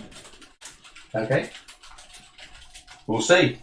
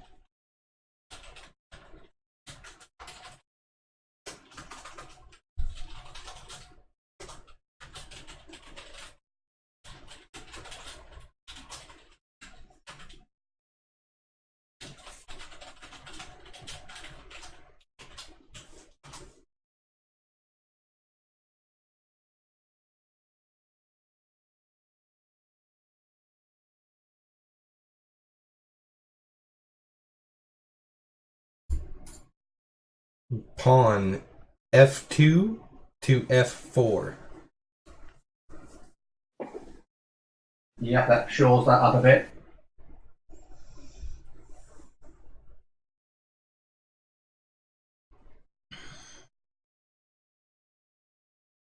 The only sacrifice you've made there is, of course, you've blocked your white bishop in, but you had to protect that G pawn. Because your knight and bishop were both.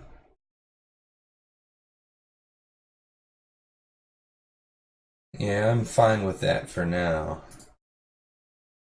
Yeah. I would be as well.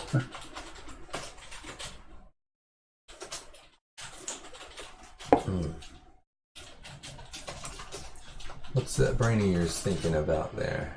Oh, just all manner of nonsense.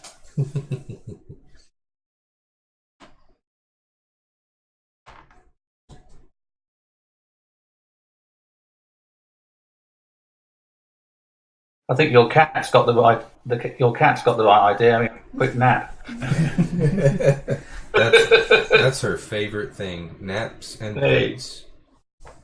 Why isn't she watching you play chess? Because she's so good at chess that she just can't stand the sight of us failing miserably. At our level, it's just a disappointment. Okay, knight g16 to e14.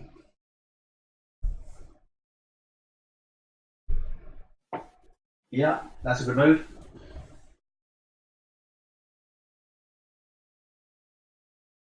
When I say a good move, I mean it's a.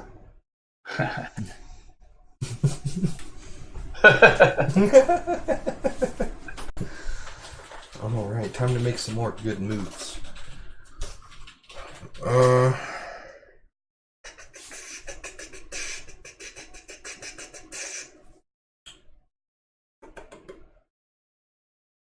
So I'd say at the moment, black's got quite a nice, compact, tight position. White, you're quite open and fluid. But it's interesting.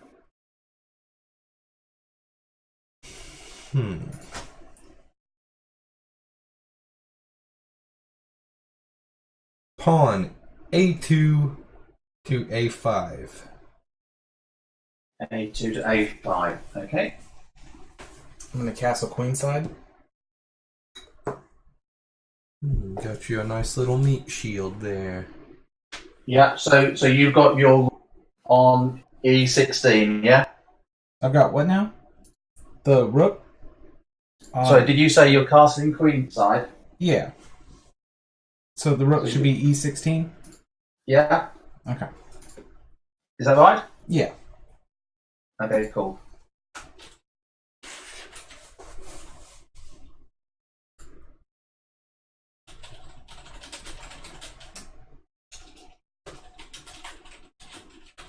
Look how defenseless it is. It's just, there's only one row of pawns. Don't you want it?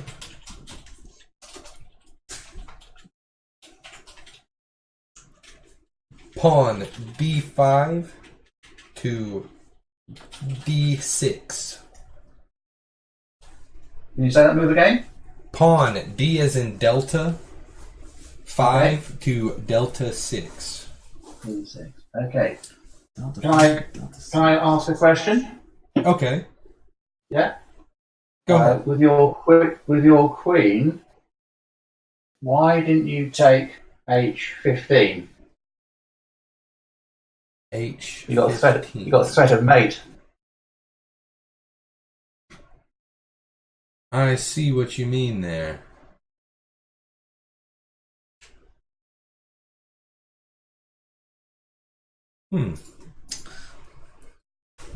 Well, honestly, I didn't take it because I didn't even think about that. So, Well, luckily for black, you've actually stopped that threat by putting your pawn where you have. so Mike wants to know if castling is still a mechanic. Yeah, Yeah. we both just did it actually. Yep, still castled up. Opened up a serious hole in my defenses to do so. Well, and as per the rules, a piece laid is a piece played, so onward. And upward.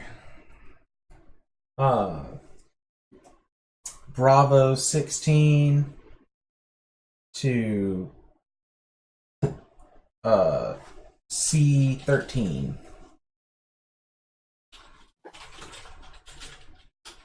Knight to C13. Yeah, that's cool.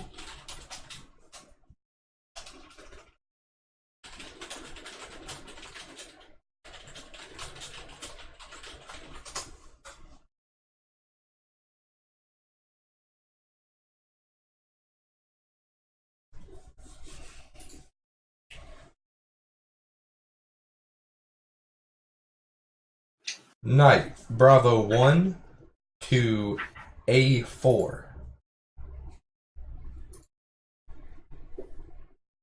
Yep.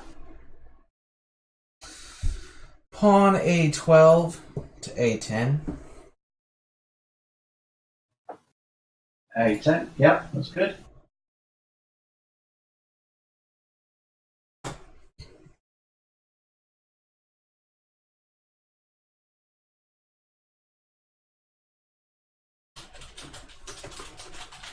Just before you go on, Okay. yeah, you done pawn to A10, but why didn't you just take your queen? I did not just take his queen because I wanted him to forget he has a queen. Because he removed his only protection by moving the knight. You're being very helpful. So, I can't tell you the moves before.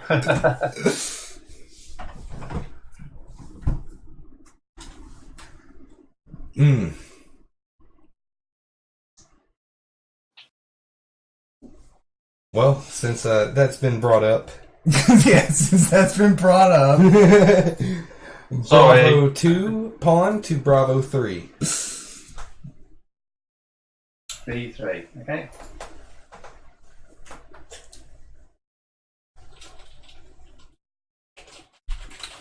I guess they plans.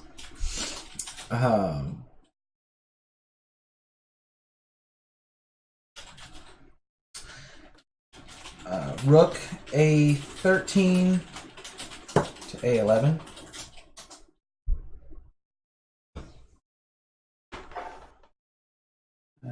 Okay.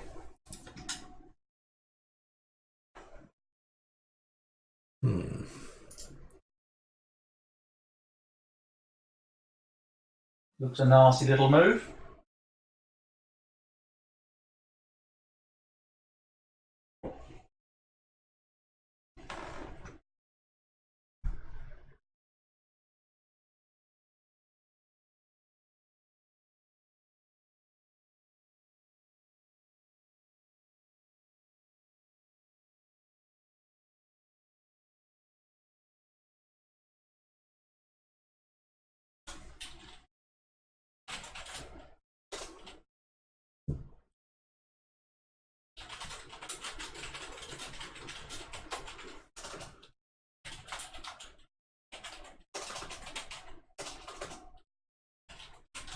Knight A4 to C3. I mean C6.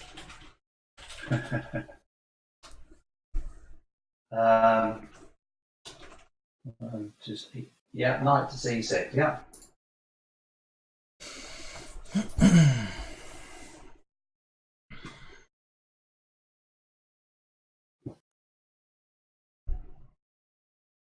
Rook A11 to C11.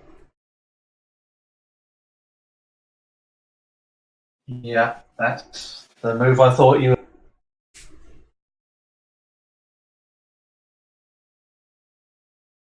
Knight C6 to A9.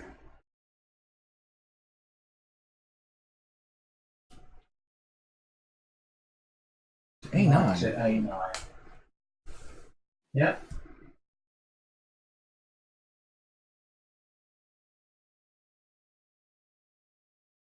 From here, entering a new field, so occupy that. No, it's a legal move. I'm just like, why?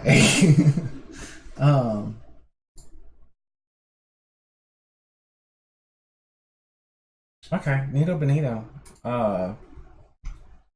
Rook C11 to C4. Yeah. Rook times queen. Yep. Yep. Rook times queen. Yep. Yep. Yep. Because I'm a moron. Not necessarily. I am probably going to end up losing my rook now. No. Not the rook. Yeah. Pawn Bravo 3 takes rook.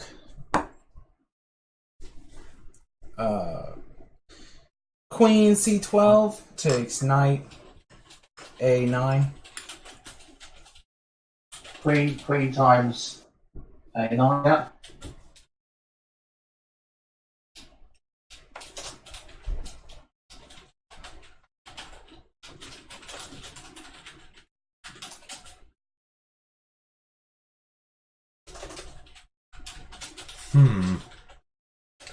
Yep, all it takes is one terrible move, and then you're absolutely screwed from here on out. Yeah. So you've got a nasty fork there now, haven't you? Yeah.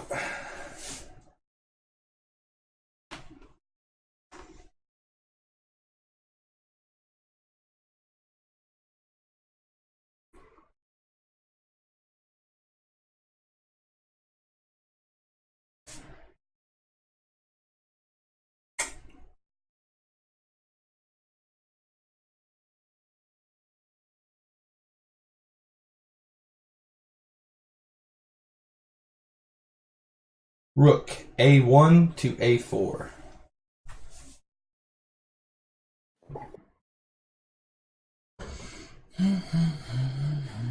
Yeah.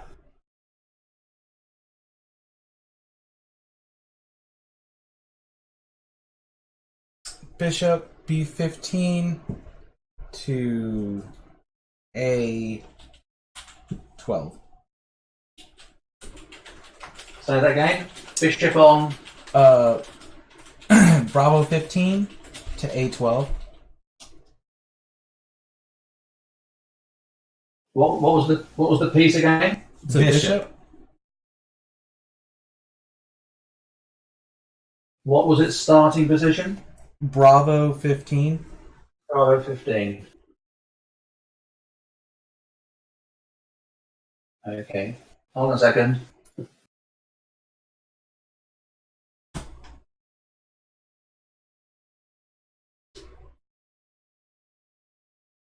Okay.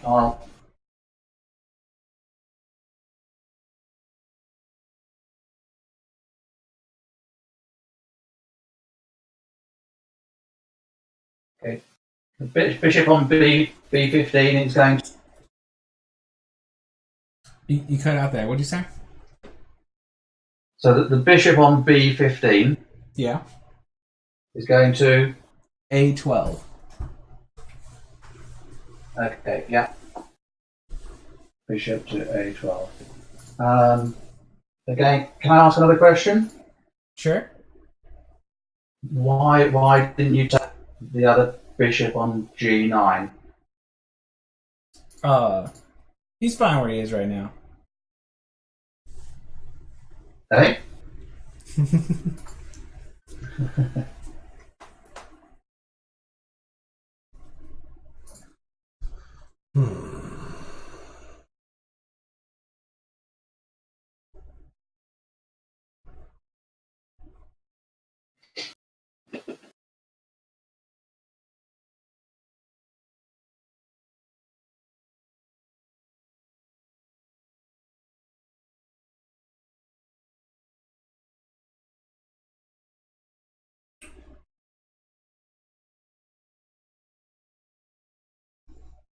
Knight H6 to F5. Knight to F. Yeah. Look at you.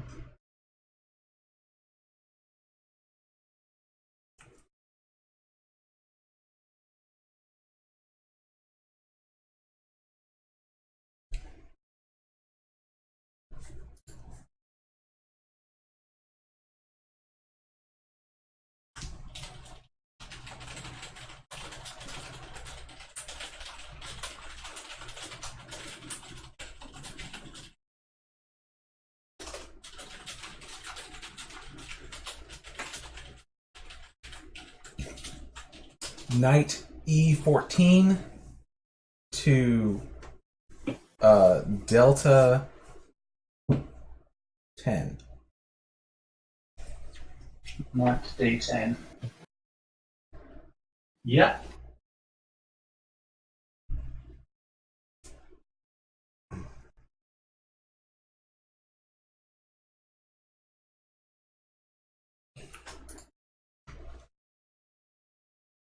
Rook A4 to Bravo 4. Rook to B4, yeah.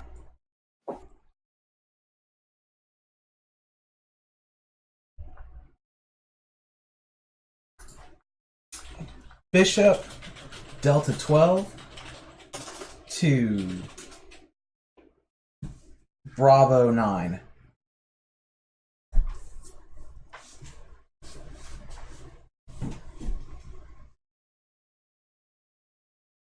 Bishop B9. Yeah, you're a mess. Sign on you.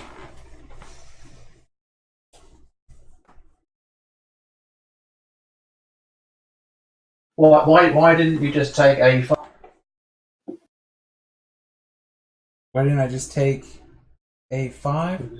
The pawn? With your queen? It's just a pawn.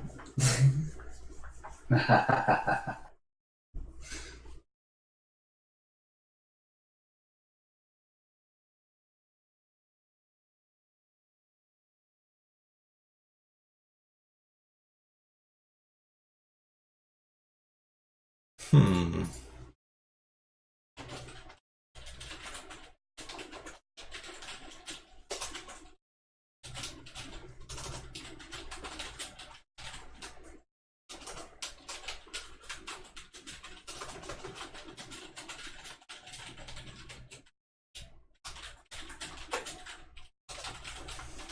rook or knight f5 to delta 7. Yeah. Yeah, that's good.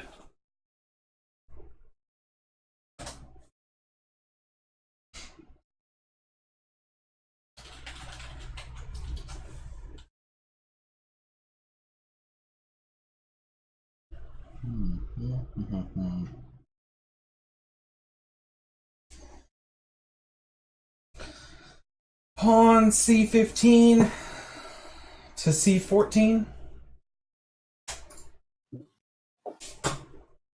Yeah, that's consolidating your position well, but just talk through your thoughts about if you'd taken e2 with your bishop. If I had taken e2 with the bishop, then it would have left this pawn open to his rook with no defense against it. And a rook over here would easily be able to take this knight unless I moved it. Moving this knight would leave this other pawn, and then I would have a rook in my rear field with very few pieces left to defend it. The knight could run around a bit to do it, but... Okay, my thought was if you took that pawn with your bishop, you're attacking his rook on f1. Right. He may move out of the way, or he may not. Yeah, but either which way, you can then take his bishop on g9 with your queen.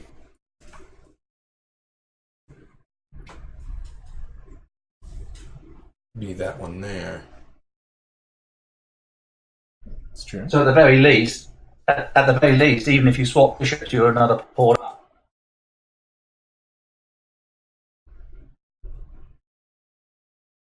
True. but that's guys, just explore what you thought about other. So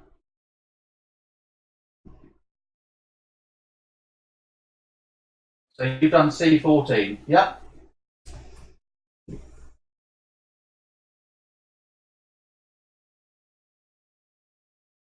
Okay.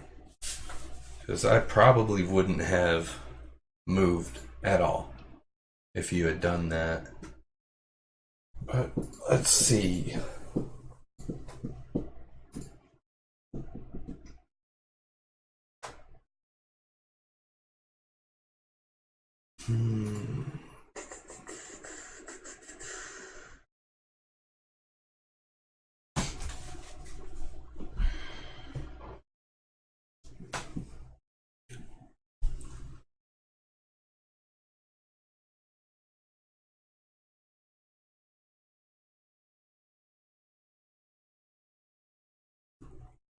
Bishop G9 to H11.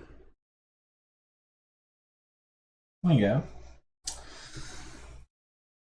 Bishop h11, yep. Bishop A12 to take knight D7. Yep.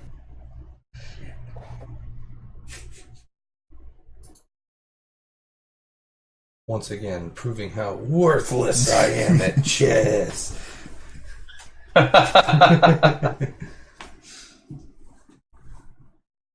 Yeah, you are being creamed here. Yeah. I got his rook. Mother rock! I'll take those knights though. I'm not Oh, queen. excuse me.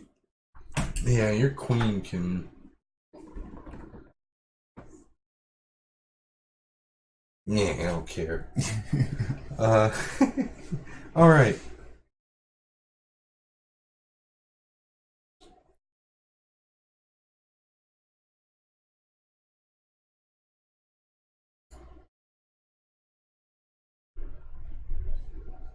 That's white to move, yeah?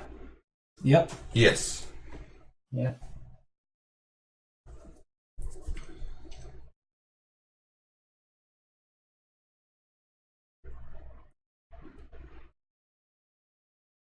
There's music in here. Uh,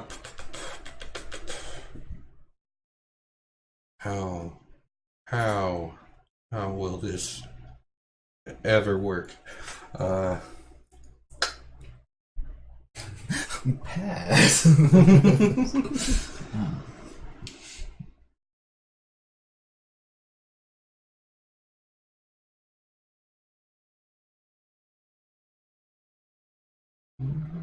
You should kind of regret it, Annie. Oh, our count drops to 0. No, Jar Jar. It's fine. Okay.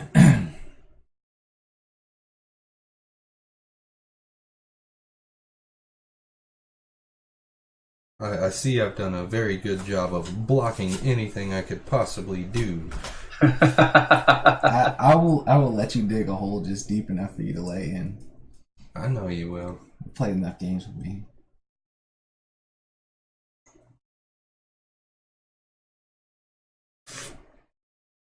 Yeah, whatever happens, it's not going to be very good. So...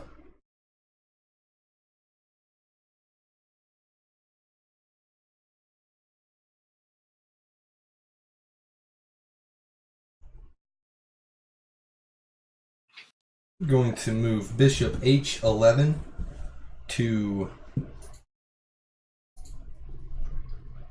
e5.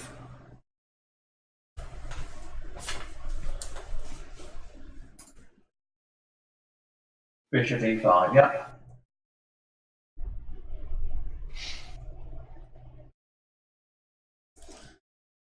You very nearly had me in a very sticky spot. Thank you for know. going away. I mean, you have me in a sticky spot. It's So. true. You said E5. Mm-hmm. E40. Oh, well, I guess I'll go ahead and get this show on the road. Queen, A9 to A5, takes pawn. Yeah. Been on the cards for a little while.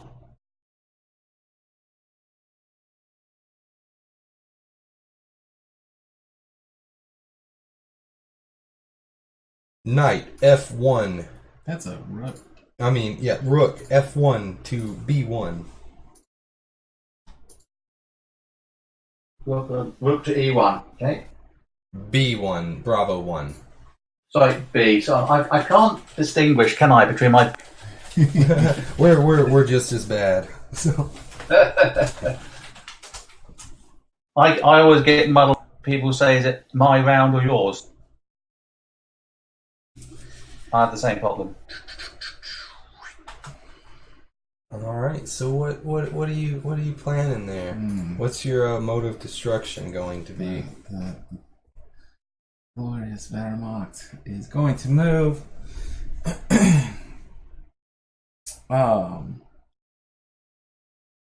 Queen A5 to A2.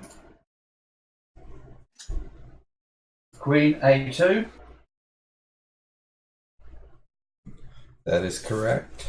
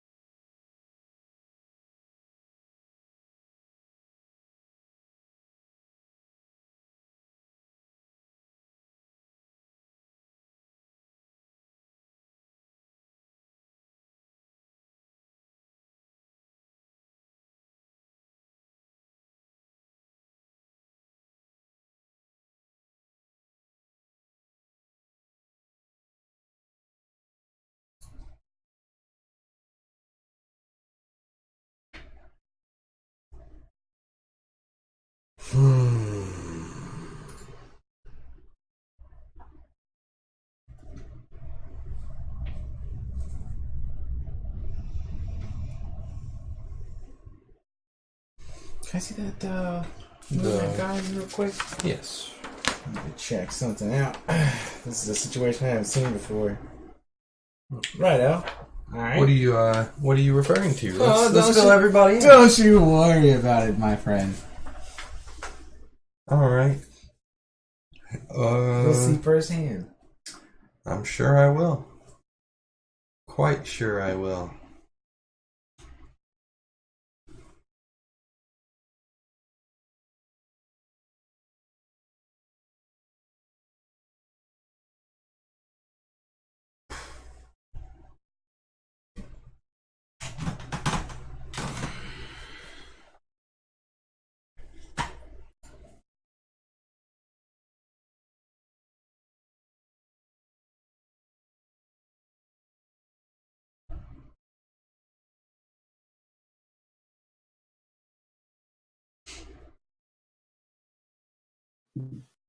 Pawn C4 to C5.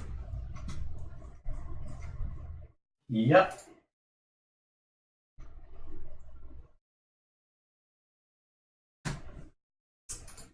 Queen A2 to C2 takes pawn.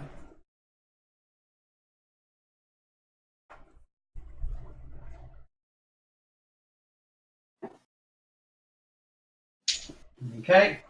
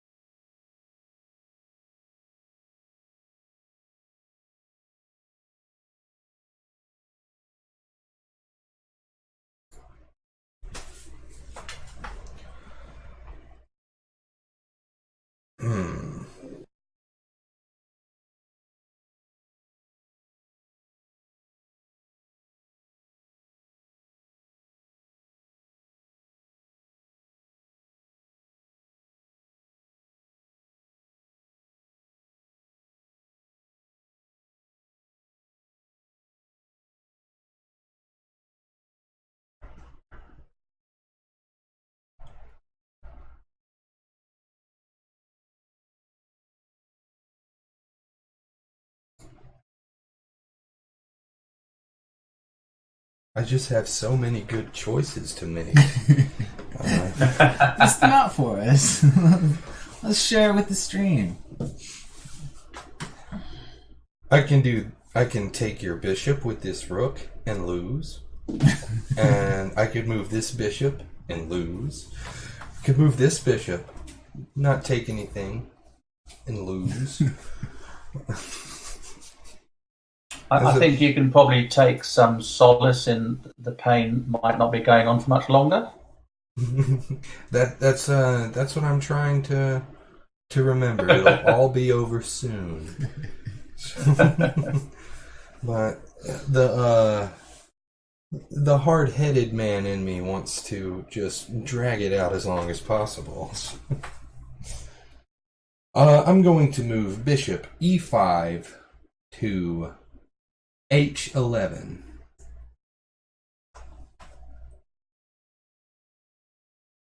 Go back on the offensive a bit, huh? I mean, Best form of defense is attack. don't have many more options, so. No.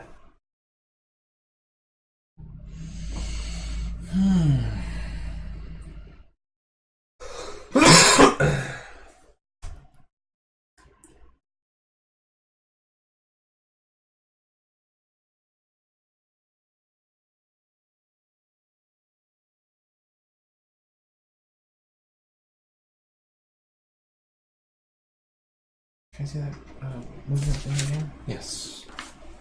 Trying to determine if the bishop can take that pawn.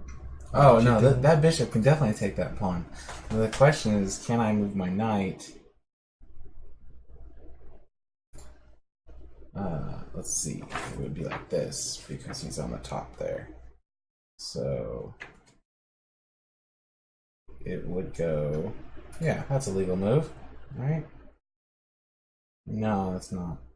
No, that's too. What are you thinking?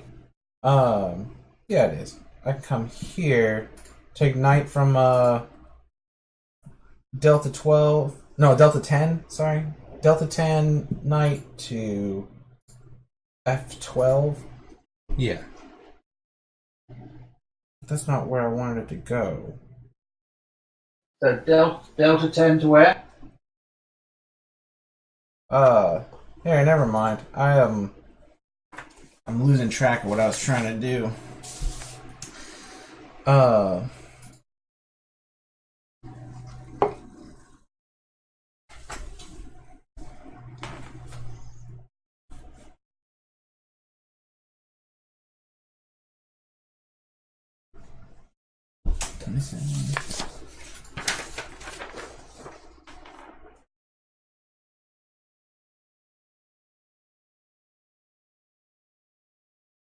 Yeah, that's not. That's not. All right, so where I was wanting to go is not. It's not legal. So let's see. All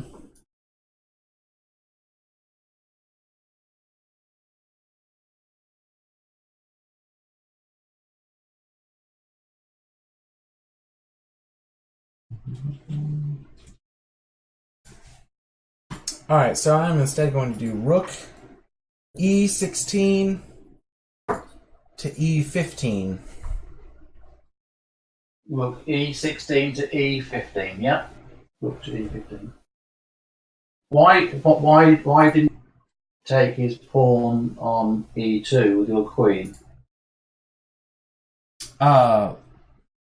Because his bishop was threatening the pawn that's directly in front of my king. I guess I could have just captured the bishop with the king, but Yeah. I want to discourage coming into my home. So, Okay. Do.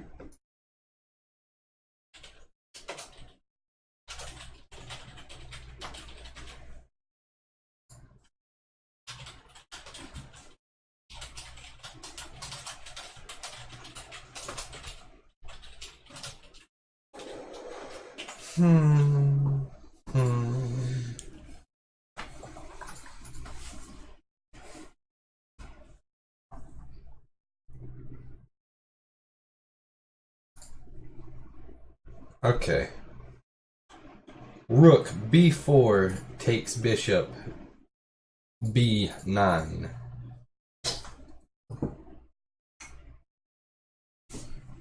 Rook times B9. Yeah. pawn A10 takes rook B9.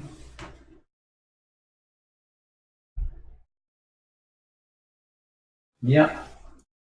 Rook B1 to F1.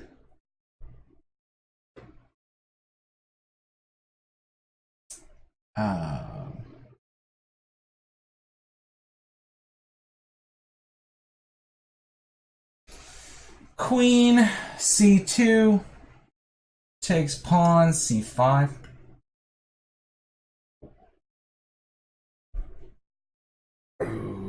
God, you I completely you really missed your are queen. You really are going in for the death by 1,000 cuts, aren't you?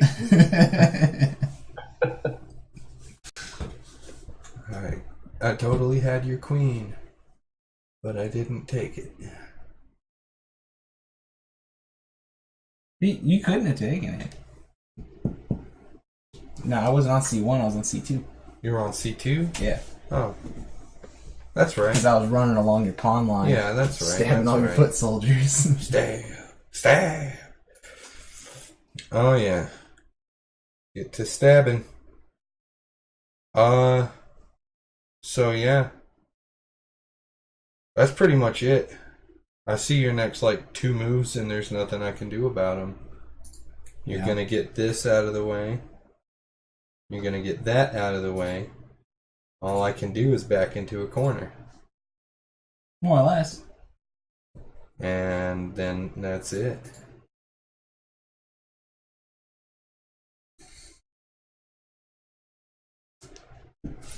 Okay. It's up to you if you want to continue. Yeah, you're right. You know what? I'm coming inside your house. I'm moving Bishop H11 to F2, taking pawn. You're taking F15, yeah? Yeah, F15. Yeah. Standing face to face with this monarch He just ganks you immediately. and telling him I'm in your house. What are you going to do about it? Rook E15 takes Bishop F15. He didn't have to do anything about it. He's got. That's what rooks are for. All right. Not the most equal of trades there, but still. Rook F1 to D1. Was that Bravo or Delta? Delta. Rook to D1, okay. Look at all the pieces of yours I've captured. Right. 3 whole different kinds Wow. of pieces. Wow. Bishop Delta 7 takes pawn Delta 6.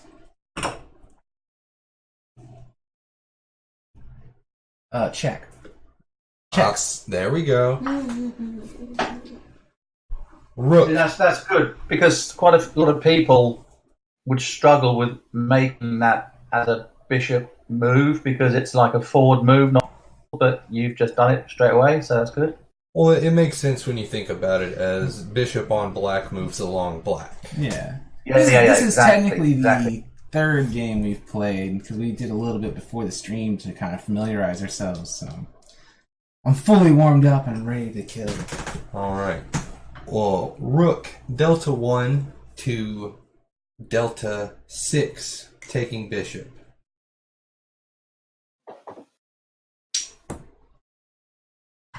Yeah. Queen, what is that? C5 takes Rook Delta 6. Check again. Yeah, that's the game. I'm in checks, but it's only one move he has to make to... And it's just going to be dancing around these pawns, so... Yeah. There we go. Good game, sir. Good game. Hey, you can have your army back. Alright, let's see what time it is. It is 6:30. I don't believe we're going to have time for another full game. So why don't we take this time to talk about what we see in the game, what we like about the game, maybe things that we're not particularly fond of with the game. Things that you, Adam, saw us doing that you might not have expected us to do. Or things that you did expect us to do. Yeah. So overall, my general idea of the game is that you have a very solid set of mechanics here.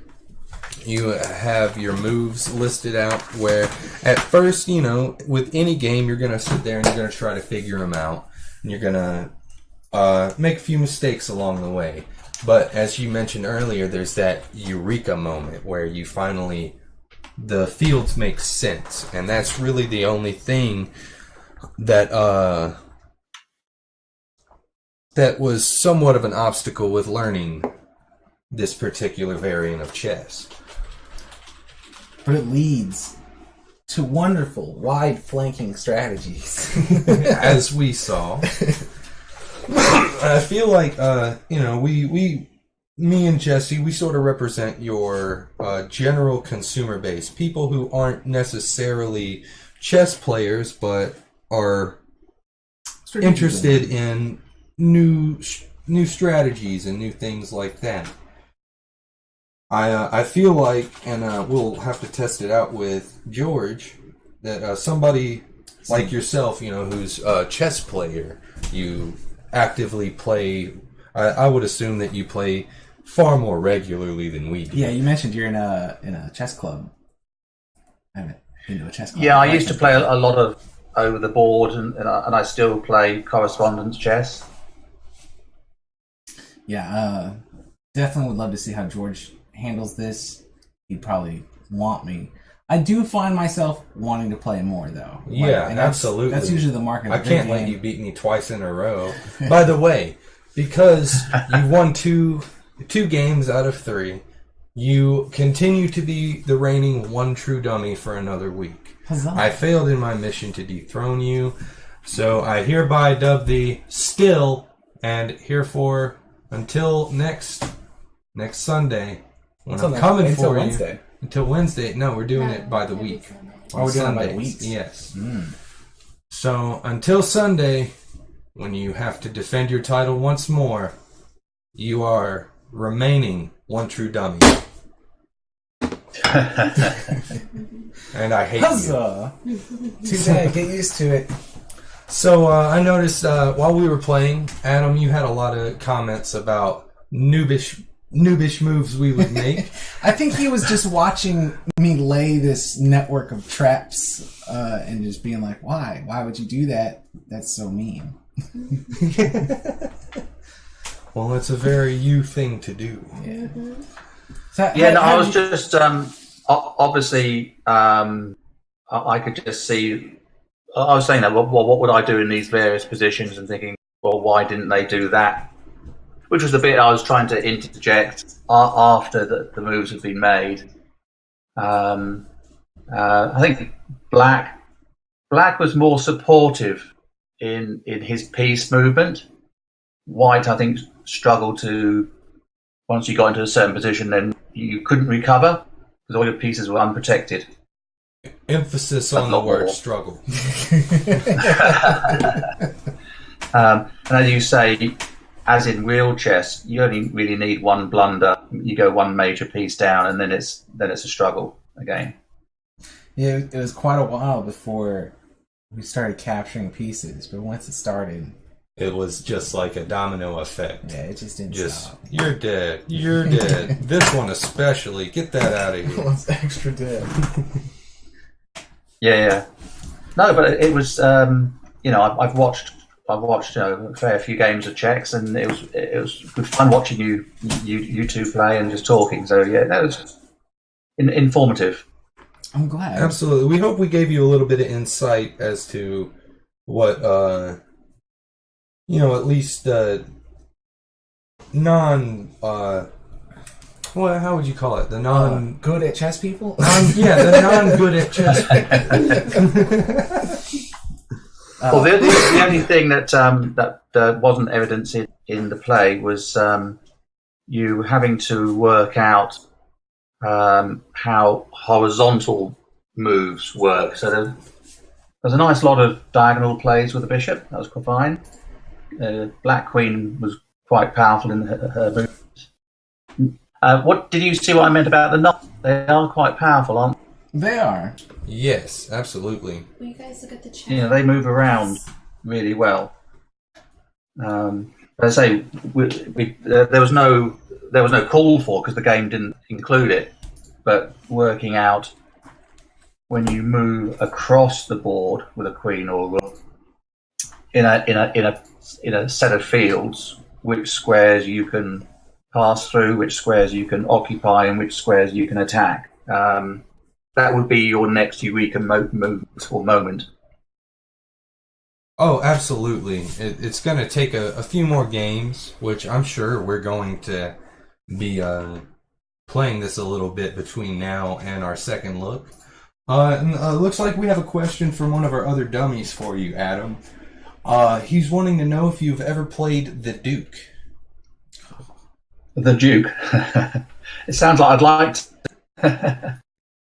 Jesse, why don't you tell him a little bit about the Duke? The Duke is a pretty interesting chess-like game. It certainly plays in the same manner, but instead of having all of your pieces deployed at the beginning, you start off with the Duke and I believe it's like some bodyguards or something. The pieces themselves are square wooden tiles that have the movement instructions printed on them. And once a piece has been moved, it flips over and gains a different set of movement instructions. It shows what spaces It can capture in if it has any kind of ranged attack, like some of the archers and stuff can remove a piece from the board, even if they're further away. They don't actually have to move all the way into capturing it.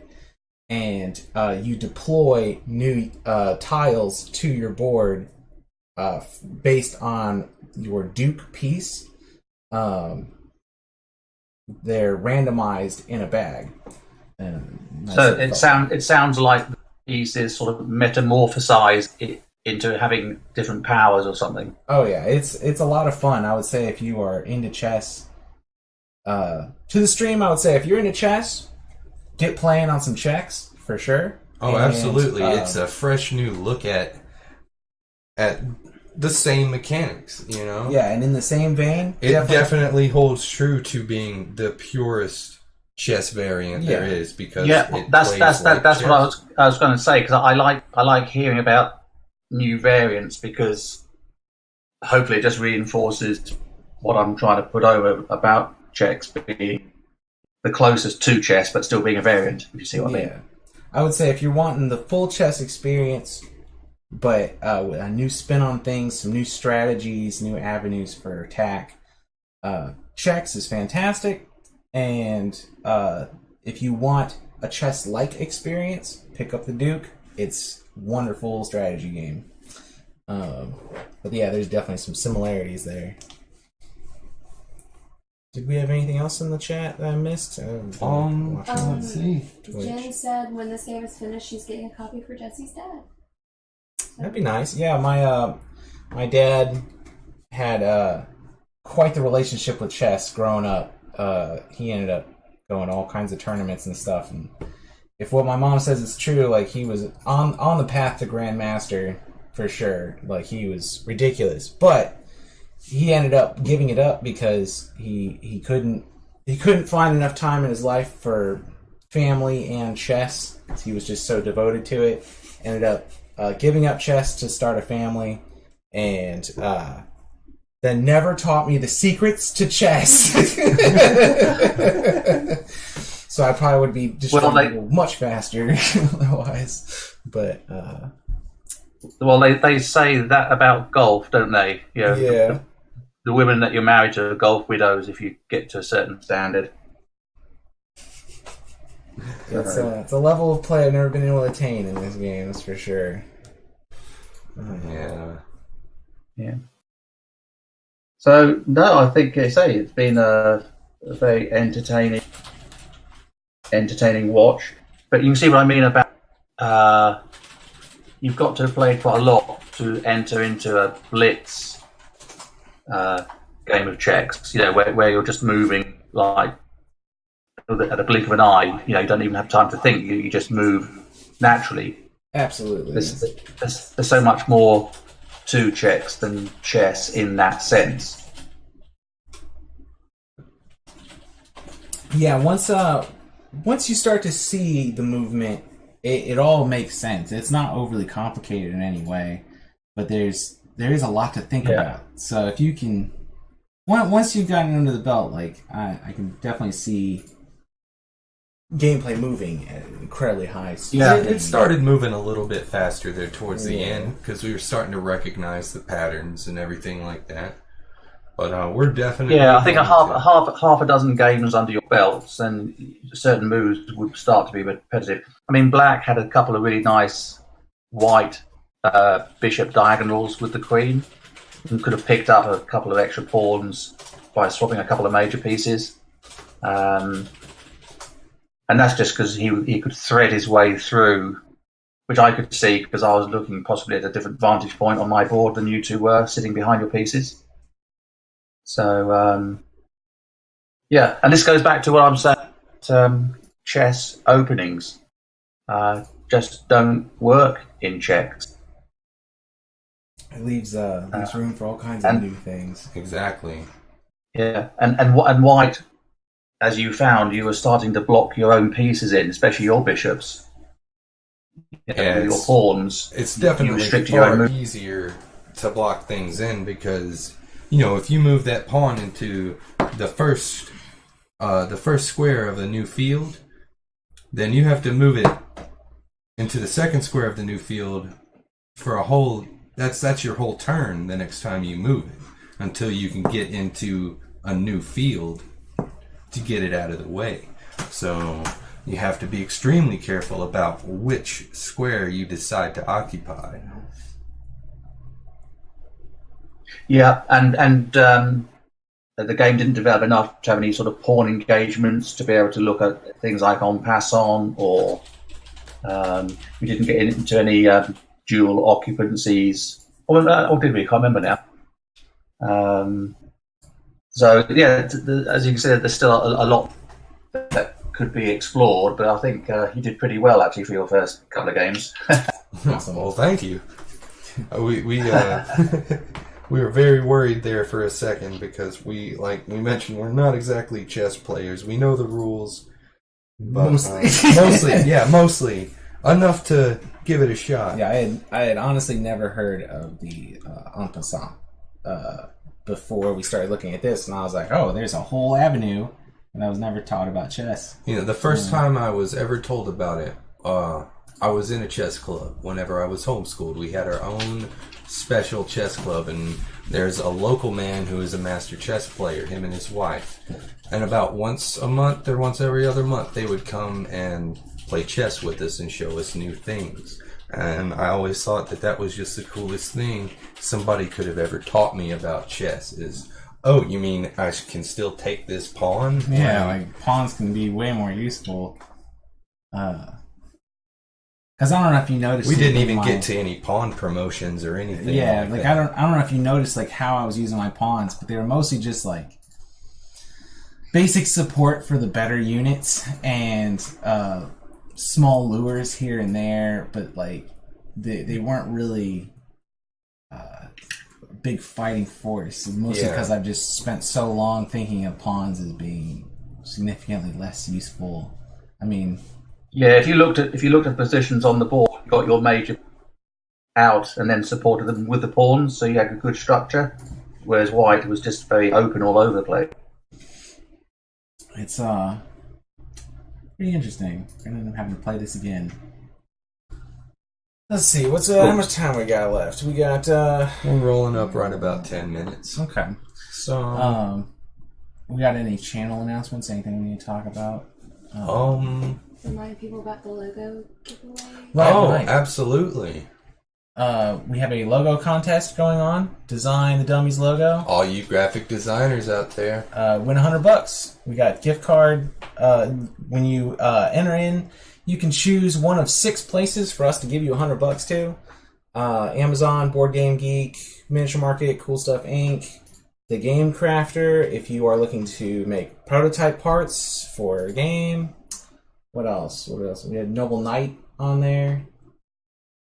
And is it all 6?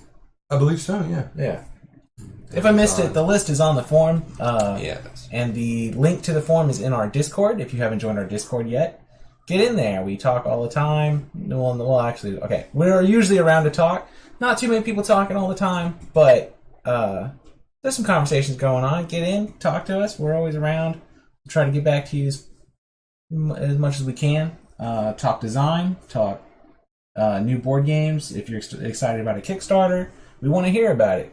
We want to know what you're into, what you want to see on the channel. Yeah.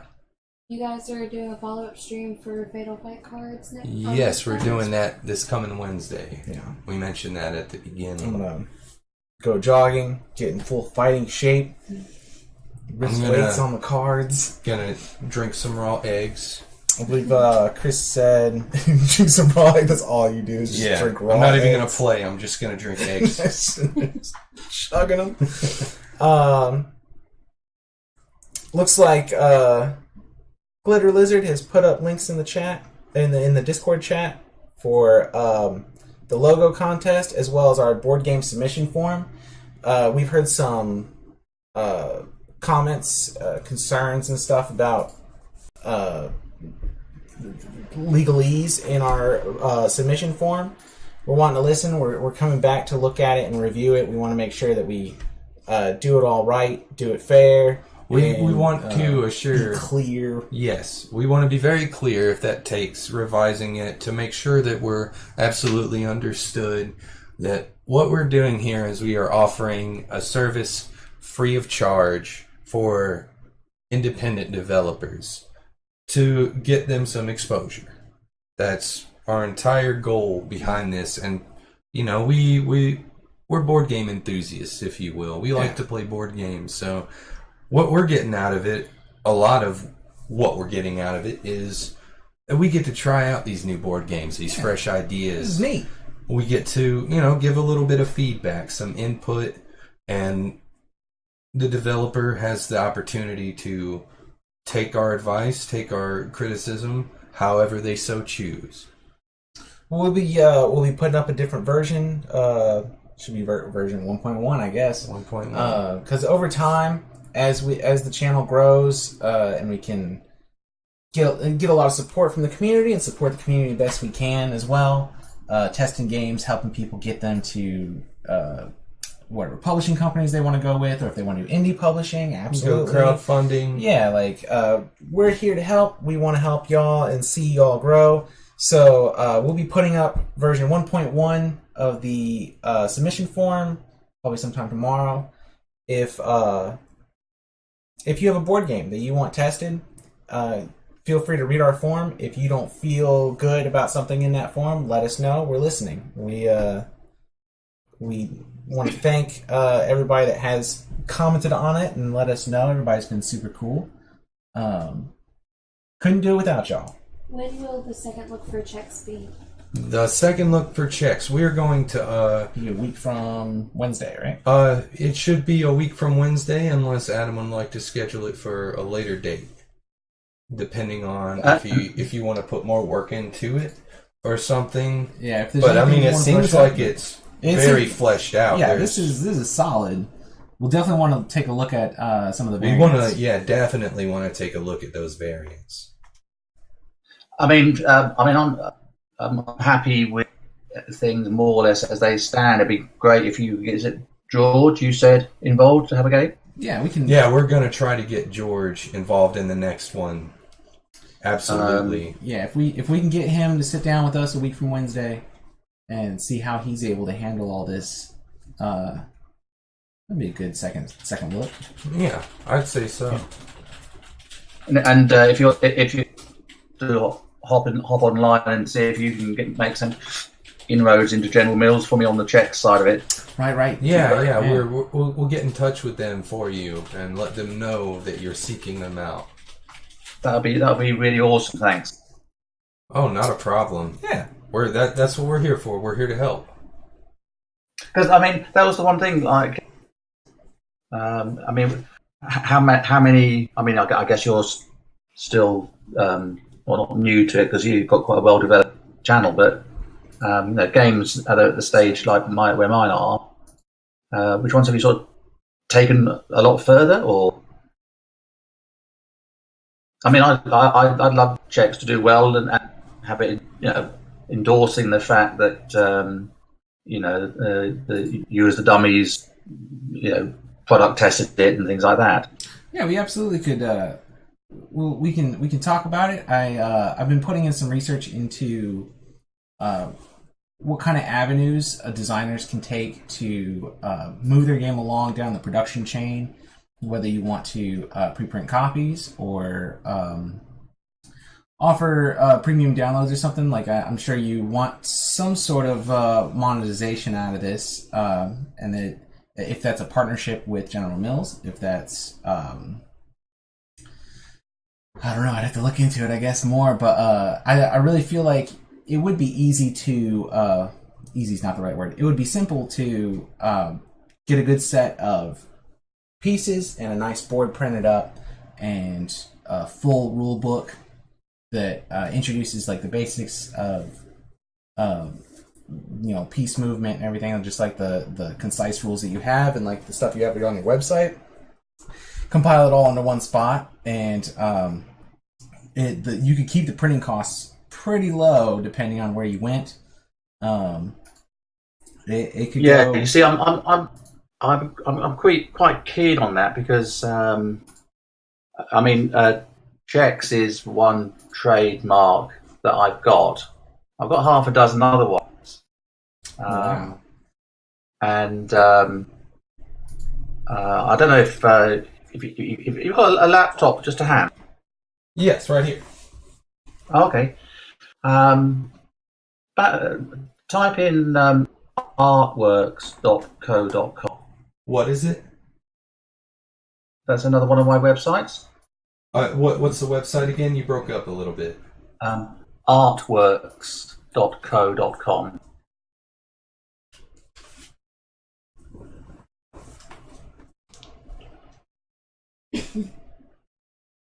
Artworks.co.com. Let's see, and Mond, Stickbox, Zodiac. Yeah. So they're all my brands. Okay. And artwork, which I hold as a trademark, that used to belong to Fruit of the Loom, the big American company. Yeah, the underwear company.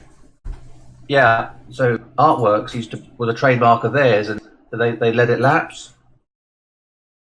So I use that as my sort of umbrella name. Okay. And then Stickbots, they're little funny cartoons. Let's see.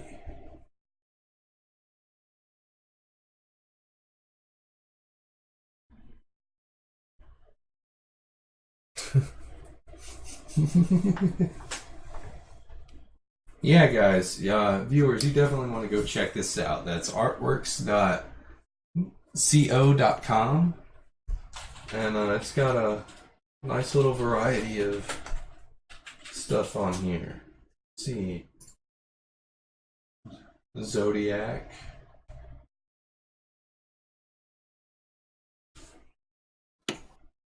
So are these like prints that you can order? Well, this is where I'm in a bit of a dilemma, because everything you see there, I've designed and got. Like Mond, for instance, is based on Mondrian, the artist. So I've got lots of stock, mugs and coasters and tins and God knows what. And Stickbots, that's my longest brand. I've got hundreds of those jokes, which I've done over the years. Double Strike. I think that's the only card on the market that's actually got 2 jokes on the front cover. Yeah, they're pretty cute. You may want to contact. What is the name of that company? They make some stuff, but they sell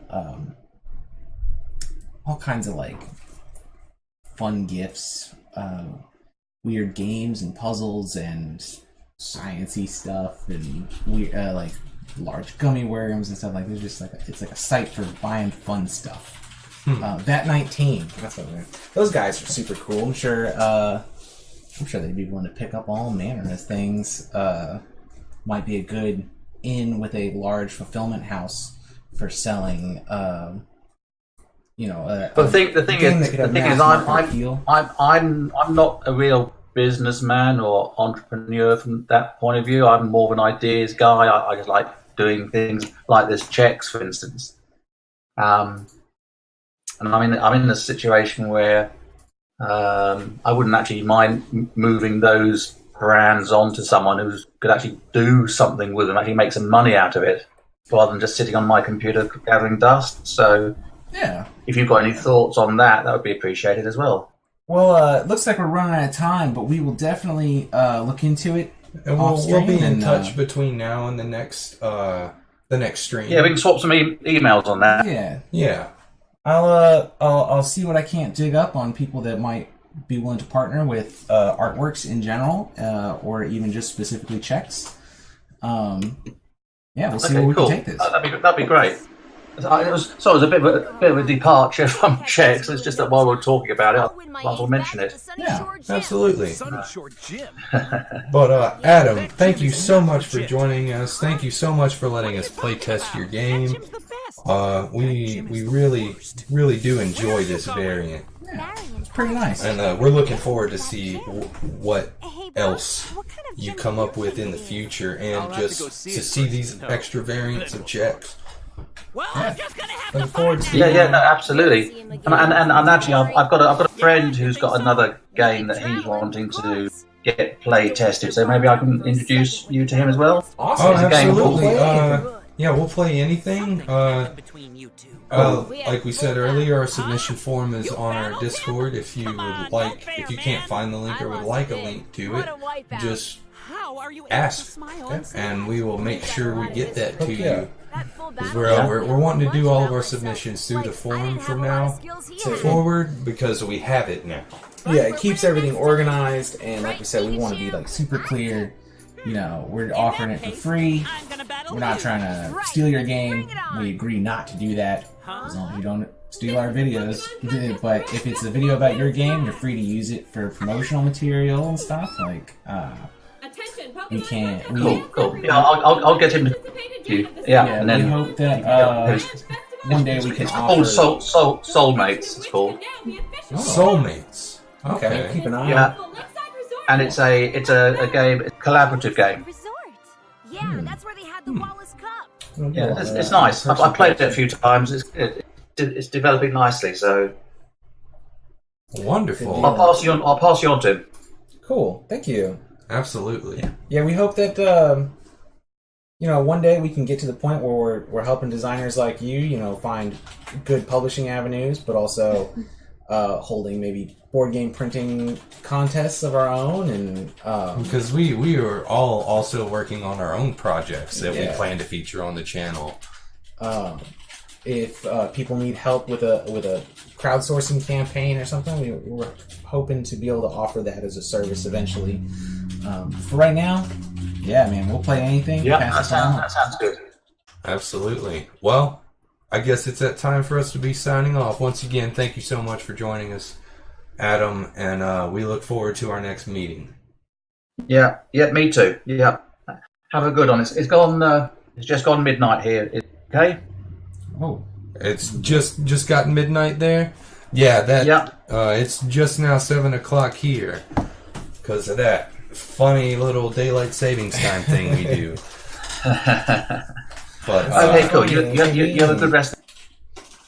But again, thank you so much for joining us, Adam, and we hope that you have a good night and get you some sleep. Yeah, we'll do. Okay, you take care. All right, so long. Okay, ciao. Bye.